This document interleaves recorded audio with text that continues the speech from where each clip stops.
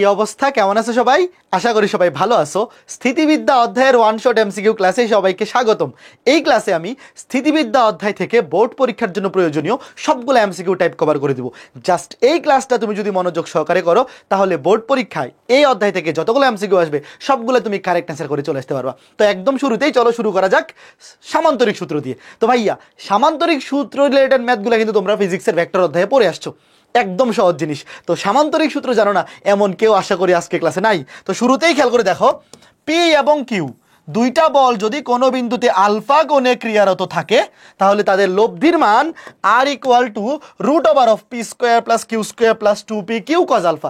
এই সূত্র আমি জানি সবার ঠুটস্থ মুখস্থ। R equal to root over of P square plus Q square plus 2p Q cos alpha. এখানে পি আর কিউ হচ্ছে দুইটা বল এবং আলফা হচ্ছে এই দুইটা বলের অন্তর্ভুক্ত কোণ। এখন আমরা যখন এই সূত্রটা দিয়ে ম্যাথ করব আমরা চেষ্টা করবো একবারে বর্গ করে দিতে, যেহেতু রুট ওভার আছে। তো যখন ম্যাথ করবা উভয় পক্ষকে একবারে রুট ওভার করে বসাই দিবা, দেখবা যে বিভিন্ন সমীকরণে রুট ওভার সহ করার চাইতে একবারে স্কোয়ার করে দাও। উভয় পক্ষকে স্কোয়ার করে দিলে আর স্কোয়ার সমান P square plus Q square plus 2p Q cos alpha. তো ম্যাথ করার ক্ষেত্রে তুমি একবারে ধরো যে বর্গ করে বসাই দিলা, তাহলে আর রুট ওভারের ঝামেলাটা থাকতেছে না। তো মুখস্থ করার ক্ষেত্রে তুমি এইটা মুখস্থ না করে এইটা মুখস্থ করো, আর স্কোয়ার সমান P square plus Q square plus 2p Q cos alpha. এখন খেয়াল করে দেখো, এই যে পি এবং কিউ দুইটা বল আলফা কোণে ক্রিয়ারত, কখন এই দুইটা বলের লব্ধি মানে আর এর মান ম্যাক্সিমাম হবে এবং কখন মিনিমাম হবে, এই জিনিসটা মুখস্থ রাখতে হবে এবং এই জিনিসটা জানো, তোমরা অলরেডি এগুলো জানো। দেখো, দুইটা বল যখন 0 ডিগ্রি কোণে ক্রিয়া করবে মানে আলফার মান 0 ডিগ্রি, পি এবং কিউ যদি একই দিকে ক্রিয়া করে মানে 0 ডিগ্রি কোণে ক্রিয়া করে, তখন লব্ধির মান হবে সর্বোচ্চ এবং লব্ধির সর্বোচ্চ মান হচ্ছে এই দুইটা বলের যোগফলের সমান পি প্লাস কিউ। আর যখন দুইটা বল বিপরীত দিকে কাজ করবে, বিপরীত দিকে মানে মধ্যবর্তী কোণ 180 ডিগ্রি, দুইটা বল যখন ঠিক বিপরীত দিকে মানে 180 ডিগ্রি কোণে ক্রিয়া করবে তখন লব্ধির মান হবে সর্বনিম্ন এবং সর্বনিম্ন মানটা হবে দুইটা বলের বিয়োগফল। দেখো এখানে পি ডিফারেন্স কিউ, এর চিহ্নটা কিন্তু ডিফারেন্স চিহ্ন। ডিফারেন্স মানে হচ্ছে বড় থেকে ছোট বিয়োগ। যদি পি বড় হয় তাহলে পি থেকে কিউ বিয়োগ করব, আর যদি কিউ বড় হয় তাহলে কিউ থেকে পি বিয়োগ করব। বুঝছো? এই ডিফারেন্সটাও বিয়োগ চিহ্নই, জাস্ট এ তোমাকে বলতেছে যে বড় থেকে ছোট বিয়োগ করবা। তো এখান থেকে আমরা এই জিনিসগুলো জানলাম ভাই, এগুলো কিন্তু খুবই ইম্পর্টেন্ট জিনিস, যে দুইটা বল পি এবং কিউ যখন 0 ডিগ্রি কোণে ক্রিয়া করবে মানে একই দিকে ক্রিয়া করবে তখন লব্ধির মান হবে সর্বোচ্চ এবং সেটা কত? দুইটা বলের যোগফলের সমান। আর যখন দুইটা বল 180 ডিগ্রি কোণে ক্রিয়া করবে মানে ঠিক বিপরীত দিকে ক্রিয়া করবে তখন লব্ধির মান হবে সর্বনিম্ন এবং সেই মানটা কত? দুইটা বলের বিয়োগফলের সমান। তো এখান থেকে আমরা একটা জিনিস বুঝতে পারলাম যে দুইটা বলের লব্ধির সর্বোচ্চ মান হইতে পারে তাদের যোগফলের সমান এবং সর্বনিম্ন মান হইতে পারে তাদের বিয়োগফলের সমান। এর চেয়ে বড়ও হইতে পারবে না, এর পি প্লাস কিউ চেয়ে বড়ও হইতে পারবে না, পি মাইনাস কিউ চেয়ে ছোটও হইতে পারবে না। ঠিক আছে? তো এখন আমি যদি তোমাকে উদাহরণ দিই, ধরো একটা বল হচ্ছে 12 নিউটন, একটা বল 5 নিউটন।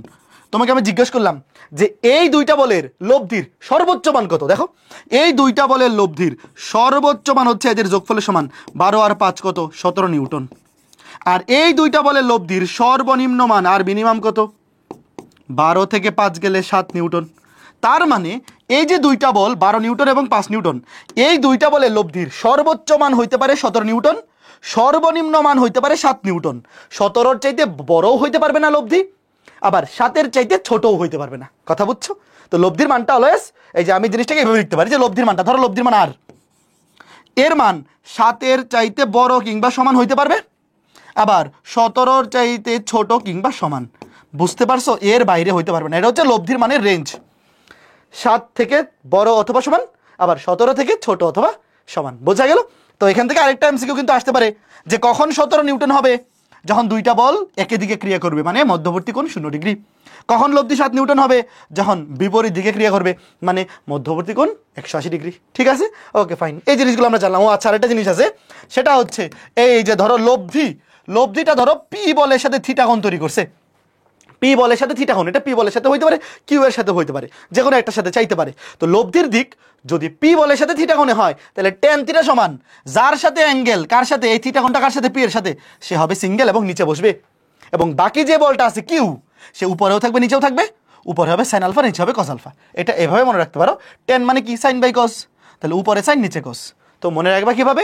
যার সাথে অ্যাঙ্গেল, এই থিটা কোণটা কার সাথে আছে? পি এর সাথে, যার সাথে অ্যাঙ্গেল সে হবে সিঙ্গেল এবং নিচে বসবে।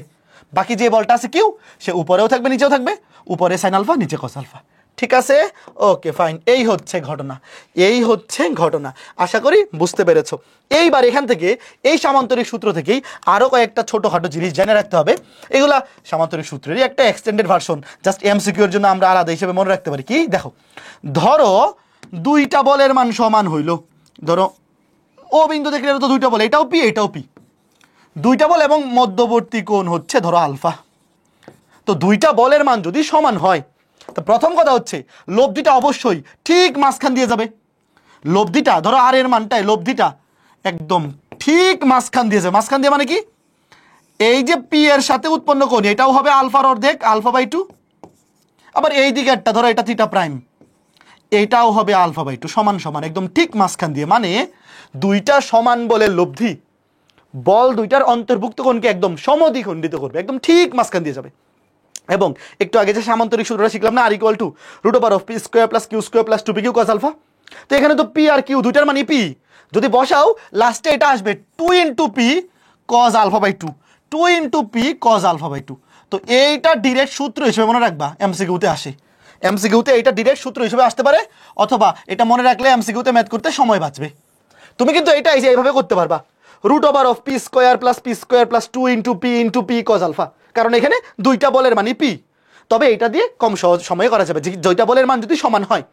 ধরো দুইটা বলের মানে পি এবং মধ্যবর্তী কোণ যদি আলফা হয়, তাহলে লব্ধির মান two into P into cos alpha by two, two into P into cos alpha by two. এই যে অ্যাঙ্গেলটা কিন্তু দুইটা বলের সাথেই লব্ধির অ্যাঙ্গেল হবে আলফা বাই টু।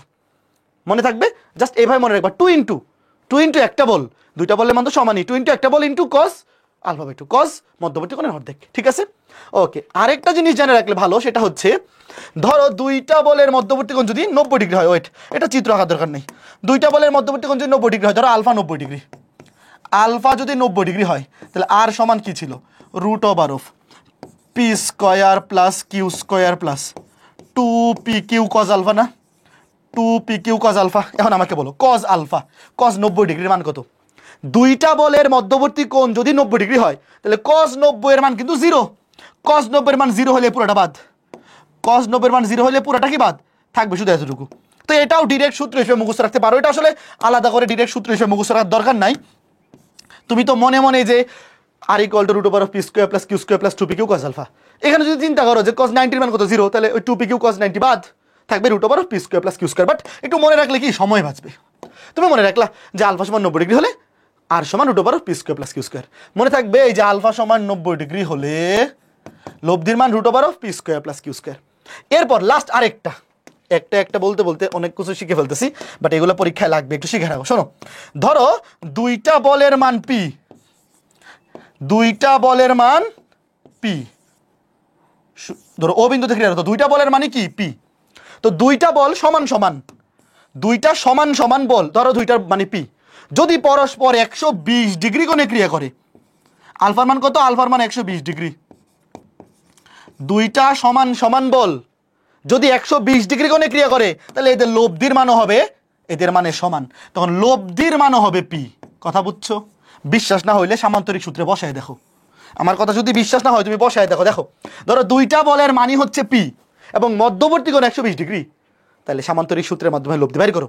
আর সমান root over of P square plus Q square plus two P Q cos alpha. এখানে পি এর জায়গাতেও পি বসবে, কিউ এর জায়গাতেও পি বসবে, আলফার জায়গায় বসবে 120। বসায় দেখো লাস্টে লব্ধির মান আসবে পি। তাহলে এটা মুখস্থ রাখতে পারো, যদিও শোনো এগুলো আসলে মুখস্থ রাখা ম্যান্ডেটরি না, কারণ তুমি তো সামান্তরিক সূত্র দিয়ে করতেই পারবা। তবে যদি এই জিনিসগুলো মনে থাকে, এমসিকিউ প্রশ্ন দেখে অ্যান্সার দেখায় ফেলতে পারবা, 5 সেকেন্ডে দেখায় ফেলতে পারবা। তো এইগুলা পরীক্ষা অনেক বেশি আসে, তুমি মনে রাখো যে দুইটা সমান বল যদি 120 ডিগ্রি কোণে ক্রিয়া করে, কত কোণে, দুইটা সমান বল যদি 120 ডিগ্রি কোণে ক্রিয়া করে, তাহলে লব্ধির মান এই দুইটা বলের মানের সমানই হবে। বুঝছো কথা? মনে থাকবে। তো এই যে এই জিনিসগুলো দেখো, দুইটা সমান বল 120 ডিগ্রি কোণে ক্রিয়া করলে লব্ধির মান এই বলগুলোর মানের সমান হবে। যদি দুইটা বলের মধ্যবর্তী কোণ 90 ডিগ্রি হয়, তাহলে লব্ধির মান হবে root over of P square plus Q square. যদি দুইটা বলের মান সমান হয়, তাইলে লব্ধির মান হবে two P cos alpha by two, two P cos alpha by two. ঠিক আছে? আর এখানে তো এগুলা শিখলামই, এগুলা কি শিখলাম, এই যে এই জিনিসগুলো তো শিখলামই, যে লব্ধির সর্বোচ্চ মান হবে যখন বল দুইটা একই দিকে ক্রিয়া করবে, মানে মধ্যবর্তী কোণ 0 ডিগ্রি, এবং সর্বোচ্চ মান হবে দুইটার যোগফলের সমান। আর সর্বনিম্ন মান কখন হবে, যখন দুইটা বল বিপরীত দিকে ক্রিয়া করবে, মানে মধ্যবর্তী কোণ 180 ডিগ্রি, এবং সর্বনিম্ন মান হবে বিয়োগফলের সমান। ঠিক আছে, ওকে, তাহলে চলো আমরা ম্যাথ শুরু করি। প্রথমেই কি বলছে খেয়াল করে দেখো, দুইটি বলের লব্ধি বৃহত্তম হলে, দেখো এগুলো মুখস্থ, দুইটা বলের লব্ধি বৃহত্তম হলে তাদের মধ্যবর্তী কোণ কত? 0 ডিগ্রি। একই দিকে ক্রিয়া করলে, দুইটা বল যদি একই দিকে ক্রিয়া করে মানে মধ্যবর্তী কোণ 0 ডিগ্রি হয়, তাহলে লব্ধির মান হবে সর্বোচ্চ মানে বৃহত্তম, এবং সেই মানটা কত? দুইটা বলের যোগফলের সমান। একদম সহজ। তারপরে দেখো 2 নিউটন ও 5 নিউটন, 2 নিউটন ও 5 নিউটন মানে দুইটি বল, 2 নিউটন ও 5 নিউটন মানে দুইটি বল একই দিকে ক্রিয়ারত। এই দেখো একই দিকে ক্রিয়ারত মানে কি? আলফার মান 0 ডিগ্রি। তোমাকে বলছে উহাদের সর্বাধিক লব্ধি হচ্ছে যোগফল, সর্বাধিক লব্ধি যোগফলের সমান 2 আর 5 যোগ করলে 7, 2 আর 5 যোগ করলে 7। দেখছো এগুলা জ্ঞানমূলক প্রশ্ন। তারপরে বলছে 4 নিউটন ও 6 নিউটন, দেখো 4 নিউটন ও 6 নিউটন মানের দুইটা বল একই বিন্দুতে পরস্পর বিপরীত দিকে ক্রিয়া করে মানে আলফা 180 ডিগ্রি, বিপরীতে ক্রিয়া করে আলফা 180 ডিগ্রি। এদের লব্ধি কোনটি? দেখো বিপরীতে ক্রিয়া করলে লব্ধি কি? বিয়োগফলের সমান, বড় থেকে ছোট বিয়োগ, বিপরীত দিকে কাজ করলে লব্ধির মান হবে বড় থেকে ছোট বিয়োগ 2 নিউটন। কথা বুঝতেছো ভাই? এগুলা জ্ঞানমূলক প্রশ্ন না, এগুলাই পরীক্ষা আসে কিন্তু। এরপরে দেখো কি বলছে, পরস্পর বিপরীতমুখী ক্রিয়াশীল, এই যে দেখো আবার বিপরীতমুখী, একটা 5 এবং একটা 10, লব্ধি কত? লব্ধি হবে বড় থেকে ছোট বিয়োগ বিপরীত দিকে যেহেতু কাজ করতেছে, 10 থেকে 5 বিয়োগ করলে 5 হয়, এটা তো আমরা সবাই জানি। তারপরে দেখো দুইটি সমান বল পি এর সর্বনিম্ন লব্ধি, এই দেখো দুইটা সমান বলের সর্বনিম্ন লব্ধি মানে কি? সর্বনিম্ন, ধরো একটা বল পি আর একটাও পি, দুইটা সমান বলের সর্বনিম্ন লব্ধি কি? বিয়োগফল না, সর্বনিম্ন লব্ধি হচ্ছে বিয়োগফল, তাহলে 0।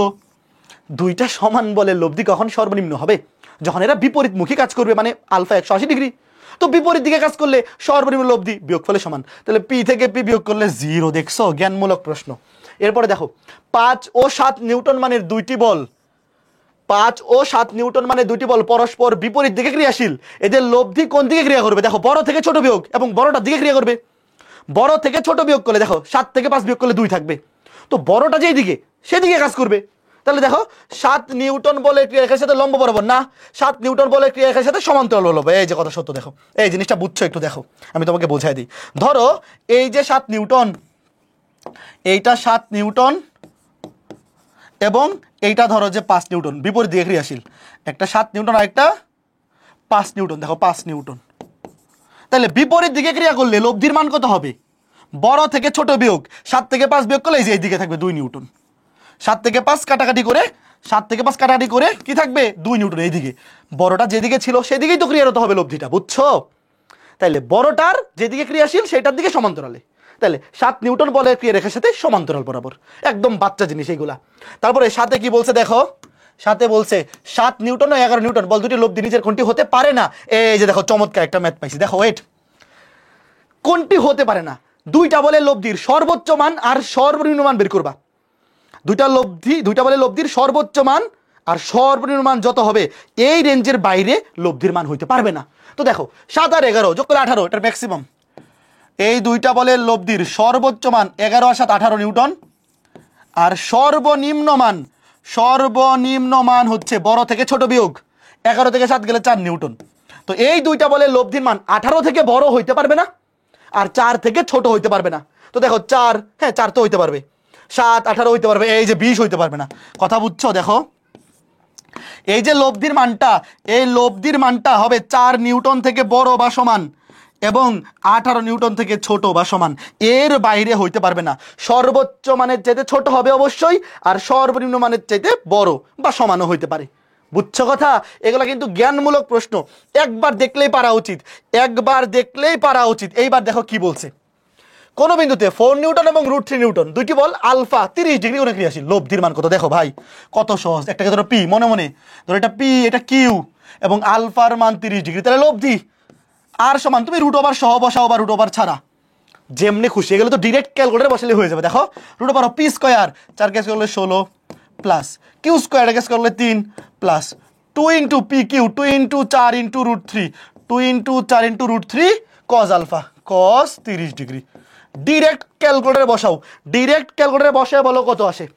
তোমার কিচ্ছু করা লাগবে না, তুমি জাস্ট ক্যালকুলেটরে বসাবা। 16 3 19 plus 4 2 8 into √3 into cos 30 degree. দেখো তো আসছে √31 রুট ওভার অফ 31 নিউটন। ভাই এগুলা যখন পরীক্ষা আসবে না, তোমার লেখার দরকার নেই, কিছু লিখবা না, ডিরেক্ট ক্যালকুলেটারে বসাই দিবা। Root over of P square plus Q square plus 2p Q cos alpha, শেষ। Okay fine. এরপরে দেখো √6 মানের দুইটি সমান বল 60 ডিগ্রি কোণে ক্রিয়ারত, লব্ধির মান কত? খেয়াল করে দেখো। ধরো দুইটা বলের মান ইস √6, দুইভাবে করতে পারো। আগে নর্মালি সামান্তরিক সূত্র দিয়ে দেখো, আর এর মান রুট ওভার অফ দুইটা বলের মানে কিন্তু √6, পি স্কোয়ার এটাকে স্কোয়ার করলে 6 প্লাস কিউ স্কোয়ার এটার মানও 6, 2 into P Q, 2 into √6 into √6 into cos 60। এইভাবে করতে পারো। দেখো কত আসে দেখো। দুইটা বলের মানে কিন্তু √6, তাহলে root over of P square 6 plus 6 12 plus 2 into √6 into √6 মানে 6, 6 দুগুণে 12, 6 দুগুণে 12 ইন্টু কস 60 কত আসে দেখো 4.732। এটা দশমিকে চলে আসছে সেকেন্ড। রুট ওভার সহ থাক না রে ভাই, আমাদের তো উত্তর রুট ওভার এই সরি, এটা তো মাঝখানে তো চিহ্ন ভুল করে ফেলছি। এটা তো 6 12 কস সরি, এটা তো আমি মাঝখানে ভুল 30-এর জায়গায় 60-এর জায়গায় 30 বসাই দিছি। 3√2 দেখো, 3√2 মাঝখানে আমি এই 60-এর জায়গায় 30 বসাই দিয়েছিলাম। 3√2, তার উত্তর কোনটা? 3√2, এই যে 3√2 নিউটন। এটা হচ্ছে নর্মাল সামান্তরিক সূত্রের প্রসিডিউর। বাট তোমাদের মনে আছে একটু আগে দেখাইলাম যে সময় বাঁচানোর জন্য আর সমান, যদি দুইটা বলের মান সমান হয়, মনে আছে দুইটা বলের মান সমান হলে লব্ধি ছিল 2 ইন্টু যে কোনো একটা বল 2 ইন্টু পি কজ মধ্যবর্তী কোণের অর্ধেক, মনে আছে 60-এর অর্ধেক 30। তুমি চাইলে এটা ডিরেক্ট বসা করে ফেলতে পারো, একটু সময় বাঁচবে, 5 সেকেন্ড সময় বাঁচবে। বাট এটা আসলে ম্যান্ডেটরি না, কারণ এইভাবে করতে আর কতক্ষণ লাগবে। বাট দুইটা বলের মান সমান হলে এই সূত্রটা দেখছিলাম যে 2 into P into cos alpha by 2, 2 into P into cos alpha by 2 angle অর্ধেক, তাহলে কত দেখো সেম আসবে 2√6 ইন্টু কজ 30, সেম ভ্যালু আসবে দেখো 3√2। এই কথা বুঝছো? ওকে, আশা করি বুঝতে পেরেছো। তাহলে এটাও দেখো সেম টাইপের প্রশ্ন, লম্বভাবে ক্রিয়া করে। দেখো দুইটা বল, একটা 3 একটা 4, লম্বভাবে ক্রিয়াশীল মানে আলফা মান 90 ডিগ্রি। এই দেখো দুইটা বল লম্বভাবে ক্রিয়াশীল, একটা পি একটা কিউ, ধরো এটা পি এটা কিউ, তাহলে আর এর মান কি? Root over of P square plus Q square. মনে আছে দুইটা বলের মধ্যবর্তী কোণ যদি 90 ডিগ্রি হয়, তাহলে লব্ধির মান root over of P square plus Q square, root over of P square plus Q square, 3 square plus 4 square, 9 16 25কে বর্গমূল করলে 5, 25কে বর্গমূল করলে 5 নিউটন। এই কথা বুঝছো? মজা লাগতেছে না? স্থিতিবিদ্যা অধ্যায়ের 8.1-এর ম্যাথগুলো একদম সরাসরি সামান্তরিক সূত্রের ম্যাথ। তো সামান্তরিক সূত্র তো তোমরা ভেক্টর অধ্যায়ে ভালো মতো পড়ে আসছো। এইবার দেখো 6 নিউটন এবং 8 নিউটন বল দুইটার মধ্যবর্তী কোণ কত হইলে লব্ধির মান হবে এত। দেখো মনে করে চিন্তা করো, এটা পি এটা কিউ, লব্ধি দেওয়া আছে আর, তোমাকে বের করতে বলছে আলফা, বসায় দাও। এবার স্কোয়ার করে বসায় দাও তুমি, R equal to root over of P square plus Q square plus 2p Q cos alpha, এটা বসাইতে পারো, অথবা একবার স্কোয়ার করে দাও। স্কোয়ার করে দিলে আর রুট ওভার লিখতে হবে না। তাহলে লব্ধি স্কোয়ার, দেখো এটাকে স্কোয়ার করলে এই যে 4, 2 কে স্কোয়ার করলে 4, রুট 13 কে স্কোয়ার করলে 13, 4 13 কত 52। তাহলে স্কোয়ার করে দিচ্ছি, আর স্কোয়ার সমান P square 6 6 36 plus Q square 8 8 64 plus 2 into P Q, 2 into 6 2 12 8 12 96 cos মধ্যবর্তী কোণ আলফা। এই কথা বুঝছো? 2 into P Q, 2 into 6 into 8 কত হবে 96। তাহলে এখান থেকে কজ আলফা বের করো। ওয়েট, প্রথমে দেখো কজ আলফা সমান কত হবে, 52 থেকে বিয়োগ হবে 36 বিয়োগ হবে 64, কত -48, -48কে ভাগ হবে 96 দিয়ে, ভাগ 96, তাহলে -1/2, সুতরাং আলফা সমান 120 ডিগ্রি। আলফা সমান কত? 120 ডিগ্রি। তুমি ক্যালকুলেটরে বসাও, আমরা জানি কজ 120 ডিগ্রি মান -1/2, তুমি না জানলে বসাও কজ ইনভার্স -1/2, কজ ইনভার্স -1/2, দেখো আসবে 120 ডিগ্রি। এটা আসলে মুখস্থ থাকা উচিত, এটা এখন মুখস্থ হয়ে যাওয়া উচিত যে কজ 120 ডিগ্রির মান -1/2, মুখস্থ করে ফেলো। স্থিতিবিদ্যা অধ্যায়টা অনেক বেশি কাজে লাগবে, ক্যালকুলেটর চাপার আগেই লিখে ফেলতে পারবা কজ 120 ডিগ্রির মান -1/2। ওকে ফাইন, বুঝতে পারছো? একদম সহজ সুন্দর ম্যাথ না? একদম সহজ সুন্দর ম্যাথ। এরপরে দেখো কি বলছে, দুইটি সমান বল পি, বল দ্বয়ের লব্ধি পি হলে, দেখো দুইটা সমান বলের মান পি, বল দ্বয়ের লব্ধিও পি, মধ্যবর্তী কোণকে 120 ডিগ্রি। এই তো মুখস্থ, এটা তো মুখস্থ। কেমনে? এই যে দেখাইছিলাম না, দুইটা বলের মান যদি পি এবং মধ্যবর্তী কোণের মানও কি বলে লব্ধির মানও যদি পি হয়, দেখো এই যে এটা মুখস্থ ভাই, এটা সামান্তরিক সূত্র দিয়ে করা যাবে। বাট সময় ওই সামান্তরিক সূত্র বসানোর জন্য যে সময়টা লাগবে এই সময়টা তুমি বাঁচাইতে পারবা। দুইটা সমান বল যদি 120 ডিগ্রি কোণে ক্রিয়া করে তাহলে লব্ধির মানও এদের সমান হয়, বলে রাখছিলাম, মনে আছে নাকি ভুলে গেছো? এত দ্রুত ভুলে গেলে তো হবে না, এত শর্ট টার্ম মেমোরি হলে হবে না। দেখো দুইটা সমান বল পি, এদের লব্ধির মানও পি, তাহলে বলদ্বয়ের মধ্যবর্তী কোণ 120 ডিগ্রি। বলদ্বয়ের মধ্যবর্তী কোণ কত ছোট্ট বন্ধুরা? বলদ্বয়ের মধ্যবর্তী কোণ one and only full and final 120 degree. তারপর দেখো কি বলছে, কোন বিন্দুতে ক্রিয়াশীল পি ও কিউ বলদের লব্ধি আর। এই দেখো পি কিউ আর তিনটাই সমান, আয় হাই সেম জিনিস ভাই, দুইটা বল পি এবং কিউ, লব্ধি হচ্ছে আর। তো এখানে বলছে পি কিউ আর তিনটাই সমান হইলে পি কিউ বলদের অন্তর্গত কোণ কত? মুখস্থ 120 ডিগ্রি। পি আর কিউ বলদের মধ্যবর্তী কোণ 120 ডিগ্রি। কেন? মাত্র দেখলাম না, দুইটা বলের অন্তর্ভুক্ত কোণের মান 120 ডিগ্রি হলে লব্ধির মানও এদের সমান হয়। দেখো এই যে দুইটা বল পি আর কিউ সমান, লব্ধির মানও এদের সমান। দেখছো সেম প্রশ্ন, দেখো এই প্রশ্নটা আর এই প্রশ্নটা সেম, খালি ভাষাটা একটু চেঞ্জ করে দিছে, তোমাকে একটা সমীকরণ বানায় দিছে যে পি কিউ আর তিনটার মানই সমান, মানে দুইটা বলের মান এবং লব্ধির মান সেম। তো দুইটা বল যদি সেম হয় তাদের লব্ধির মান সেম হবে কখন? যখন দুইটা বলের মধ্যবর্তী কোণ 120 ডিগ্রি। এই কথা বুঝছো? একদম খাঁটি বাংলা ভাষা, হ্যাঁ খাঁটি বাংলা ভাষা, না বুঝে কোনো উপায় নাই। এরপরে দেখো কি বলছে, দুটি সমমানের দুটি বলের লব্ধির বর্গ বলদ্বয়ের গুণফলের সমান হলে উহাদের মধ্যবর্তী কোণ, খেয়াল করে দেখো, সমমানের দুইটা বল, ধরো দুইটা বলের মান পি কমা পি, বলদ্বয়ের লব্ধির বর্গ, লব্ধির বর্গ মানে কি? আর এর স্কয়ার। দেখো লব্ধির বর্গ, লব্ধি ধরো আর, তাহলে লব্ধির বর্গ মানে কি? R square. তাহলে আর সমান root over of p square plus q square plus 2 q cos alpha. তাহলে আর স্কয়ার সমান কি হবে? রুট ওভার থাকবে না, just p square plus q square plus 2 q cos alpha হবে। তোমাকে বলছে মধ্যবর্তী কোণ কত? ধরো বলদ্বয়ের মধ্যবর্তী কোণ আলফা, আলফা এর মান চাইছে। তাহলে দেখো কি বলছে, সমমানের দুইটি বলদ্বয়ের লব্ধির বর্গ বলদ্বয়ের গুণফলের সমান। এই দুইটা বলের গুণফল কত? P square. বলদ্বয়ের গুণফলের সমান মানে কি? P square. এই কথা বুঝছো? দেখো দুইটা বলের লব্ধির বর্গ মানে আর এর উপরে স্কয়ার। তোমাকে প্রশ্ন বলে দিয়েছে এই লব্ধির বর্গ বলদ্বয়ের গুণফলের সমান। তো এই যে দুইটা বল গুণ করো, পি আর পি গুণ করলে কত? পি স্কয়ার সমান হয়। তাহলে এখন আর স্কয়ারের মান বসাই দাও। আর স্কয়ার মানে কি? যেহেতু দুইটা বল সমান তাহলে p square plus 2 into P into p, 2 into P into p মানে 2 into p square cos alpha সমান পি স্কয়ার। এই কথা বুঝছো? এই দেখো আর স্কয়ার সূত্র কি? P square plus q square plus 2 p q cos alpha. তাহলে এখানে দুইটা বলের মান তো সমান, তাহলে p square plus 2 into p মানে 2 into p square cos alpha.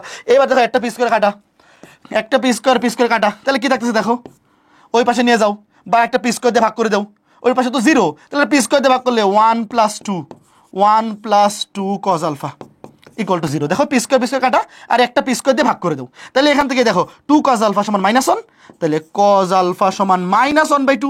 এটা মুখস্থ করতে বলছিলাম যে কজ 120 ডিগ্রি মান -1/2, সুতরাং আলফা সমান 120 ডিগ্রি। তোমার এটা মুখস্থ না করলেও তো সমস্যা নাই, ক্যালকুলেটরে চাপলেই হবে। বাট স্থিতিবিদ্যা অধ্যায়ে কজ 120 ডিগ্রি এই মানটা এত বেশি কাজে লাগে যে মুখস্থ করে ফেলো যে কজ 120 ডিগ্রির মান -1/2 মানে -1/2। ওকে ফাইন, 120 ডিগ্রি মানে কি? 2π/3। এই যে 120 ডিগ্রি মানে 2π/3। এই আশা করি বুঝতেছো, বোঝা তো উচিত। একদম সহজ না? একদম সহজ।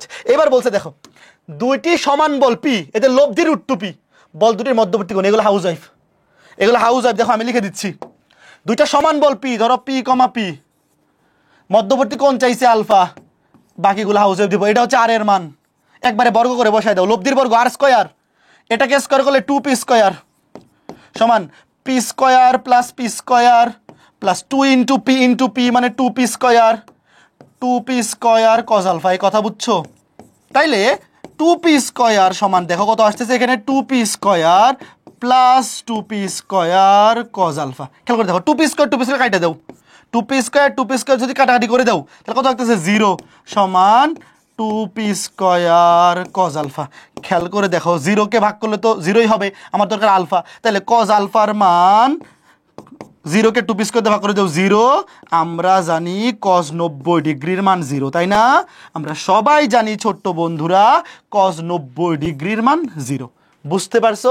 খুবই সিম্পল ব্যাপার না? একদম সিম্পল ব্যাপার। আশা করি বুঝতে পেরেছো। ঠিক আছে, ওকে ফাইন। চলো পরবর্তী ম্যাথগুলো, এই টাইপের আর কোনো ম্যাথ করতে হবে, এগুলো হাউস ওয়াইফ।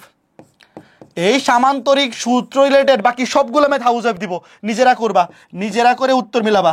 সামান্তরিক সূত্র রিলেটেড, আমি আর সবগুলো দেখাই যাচ্ছি। দেখো এই সামান্তরিক সূত্র রিলেটেড, এইগুলো দেখে ভয় পেও না ভাই, ক্যালকুলেটারে বসাবা, খালি জাস্ট ক্যালকুলেটরে বসাবা, এগুলো করে দেওয়ার জিনিস না, এগুলা বাকি সব হাউস ওয়াইফ। দেখো এগুলা বাকি সব হাউস ওয়াইফ। আচ্ছা এই একটা এইটা তো একটা নতুন টাইপ, হ্যাঁ এটা একটা নতুন টাইপ, খেয়াল করে দেখো। পরস্পর পরস্পর 60 ডিগ্রি কোণে ক্রিয়াশীল, আলফার মান 60 ডিগ্রি, দুইটা বলে বৃহত্তম লব্ধি। দেখো বৃহত্তম লব্ধি মানে হচ্ছে আর ম্যাক্সিমাম, আর ম্যাক্সিমাম মানে কি, একবার লিখে ফেলি, বৃহত্তম লব্ধি হচ্ছে দুইটা যোগফলের সমান। এই কি হলো, হ্যাং হয়ে গেল নাকি? দেখো বৃহত্তম লব্ধি দুইটা বল, ধরো পি কিউ, দুইটা বলে বৃহত্তম লব্ধি হচ্ছে পি প্লাস কিউ সমান কত, 10 নিউটন। ক্ষুদ্রতম লব্ধি 4 নিউটন, ধরো পি মাইনাস কিউ, আমি ধরিলাম পি বড় কিউ ছোট, 4 নিউটন। তোমাকে বলছে তাদের লব্ধির মান কত, লব্ধির মান দেখো তোমার কাছে চাইছে লব্ধির মান আর এর মান, খেয়াল করে দেখো। তো লব্ধির মান বের করার সূত্র কি, লব্ধির মান বের করার সূত্র হচ্ছে √অফ P square plus Q square plus 2p q cos alpha. তো আমার এখান থেকে লাগবে পি এবং কিউ এর মান। তো প্রশ্নে তো ডিরেক্ট পি এবং কিউ এর মান দিয়ে দেয় নাই, বলে দিছে বৃহত্তম লব্ধি মানে পি প্লাস কিউ এর মান 10, ক্ষুদ্রতম লব্ধি পি মাইনাস কিউ এর মান হচ্ছে 4। তাহলে এই দুটো হিসাব করো, দুটো যোগ করো, 2p 14, তাহলে পি সমান 7, বা এটা তো মনে মনে হয়ে যায়। তাহলে খেয়াল করে দেখো, বিয়োগ করো, তাহলে 2q সমান 6, তাহলে কিউ সমান 3। দেখো 7 আর 3 যোগ করলে 10, বিয়োগ করলে 4। সুতরাং দেখো লব্ধির মান, সুতরাং চাইছে লব্ধির মান √অফ, এটা ডিরেক্ট ক্যালকুলেটরে বসাই দেবা, লেখা লাগবে না, p square plus q square plus 2 into P Q, 2 into 7 into 3 into cos, মধ্যবর্তী কোণ কত দেওয়া আছে, 60 ডিগ্রি দেওয়া আছে, মধ্যবর্তী কোণ 60 ডিগ্রি। এই কথা বুঝছো, ডিরেক্ট ক্যালকুলেটরে বসাই দিয়ে মিলাই ফেলবা, এই লাইনগুলো লেখার দরকার নাই, এগুলো কিন্তু সময় বাঁচাইতে হবে। তুমি এটা মনে মনে ক্যালকুলেশন করলেই তো হয়, দুইটা যোগ করলে 10, বিয়োগ করলে 4, তাহলে অবশ্যই 7 আর 3, তাহলে √অফ 7 কেস করলে 49 প্লাস 3 3 9 প্লাস 3 7 21 42 ইন্টু কস 60, কত আসছে দেখো, √অফ 69, সরি √অফ 79 নিউটন। শেষ। এই যে কথা বুঝছো, একদম সহজ সিম্পল ম্যাথ, পারবা না? অবশ্যই পারা উচিত, অবশ্যই পারা উচিত। তাহলে এটা হাউস ওয়াইফ, সিমিলার টাইপের math, house wife. Okay fine. তারপরে দেখো এই যে এগুলো তো সবই হাউস ওয়াইফ। দেখো একই বিন্দুতে আলফা কোণে ক্রিয়ারত পি ও কিউ বল দেয় লব্ধি আর হলে, আর সমান পি প্লাস কিউ যখন আলফা 90 ডিগ্রি, এই ভুল, হ্যাঁ প্রথমটাই তো ভুল, কি অবস্থা, আলফার মান 90 ডিগ্রি হলে আর সমান √অফ P square plus Q square, √অফ P square plus Q square, তাই না? আর লব্ধির মান পি প্লাস কিউ দুইটার যোগফলের সমান হয় কখন, যখন মধ্যবর্তী কোণ 0 ডিগ্রি, তাহলে এক বাদ, তাহলে আগে এক বাদ, এর তো ম্যাথ করাই লাগে না। দেখো এক বাদ, এই যতগুলোতে এক আছে, খেয়াল করে দেখো যতগুলোতে এক আছে এটা বাদ, একওয়ালা বাদ, একওয়ালা সবগুলা বাদ, তাহলে উত্তর হচ্ছে 3, মানে 2 আর 3 মানে সি।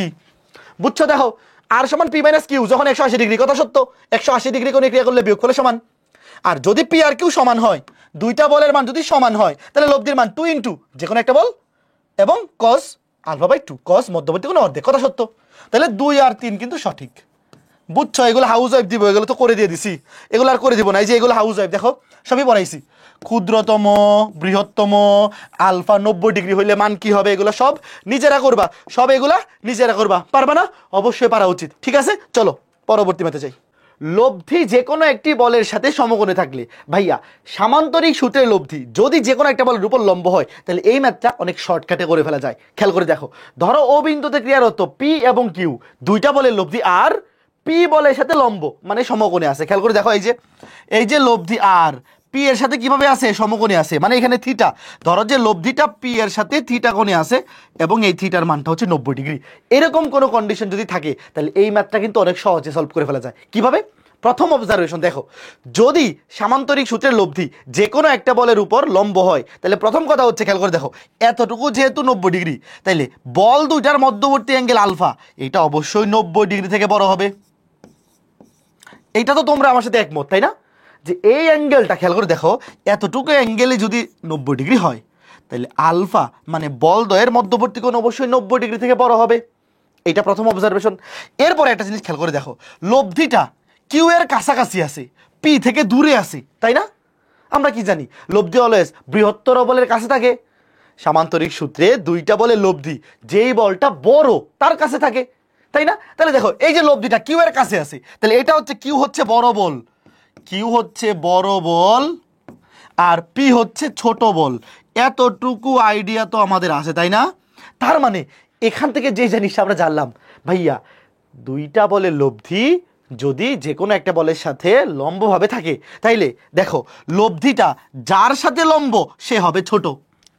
মনে থাকবে, লব্ধিটা যার উপর লম্ব সেই বলটা ছোট হবে, কারণ সেই বলটা থেকে লব্ধিটা দূরে থাকবে।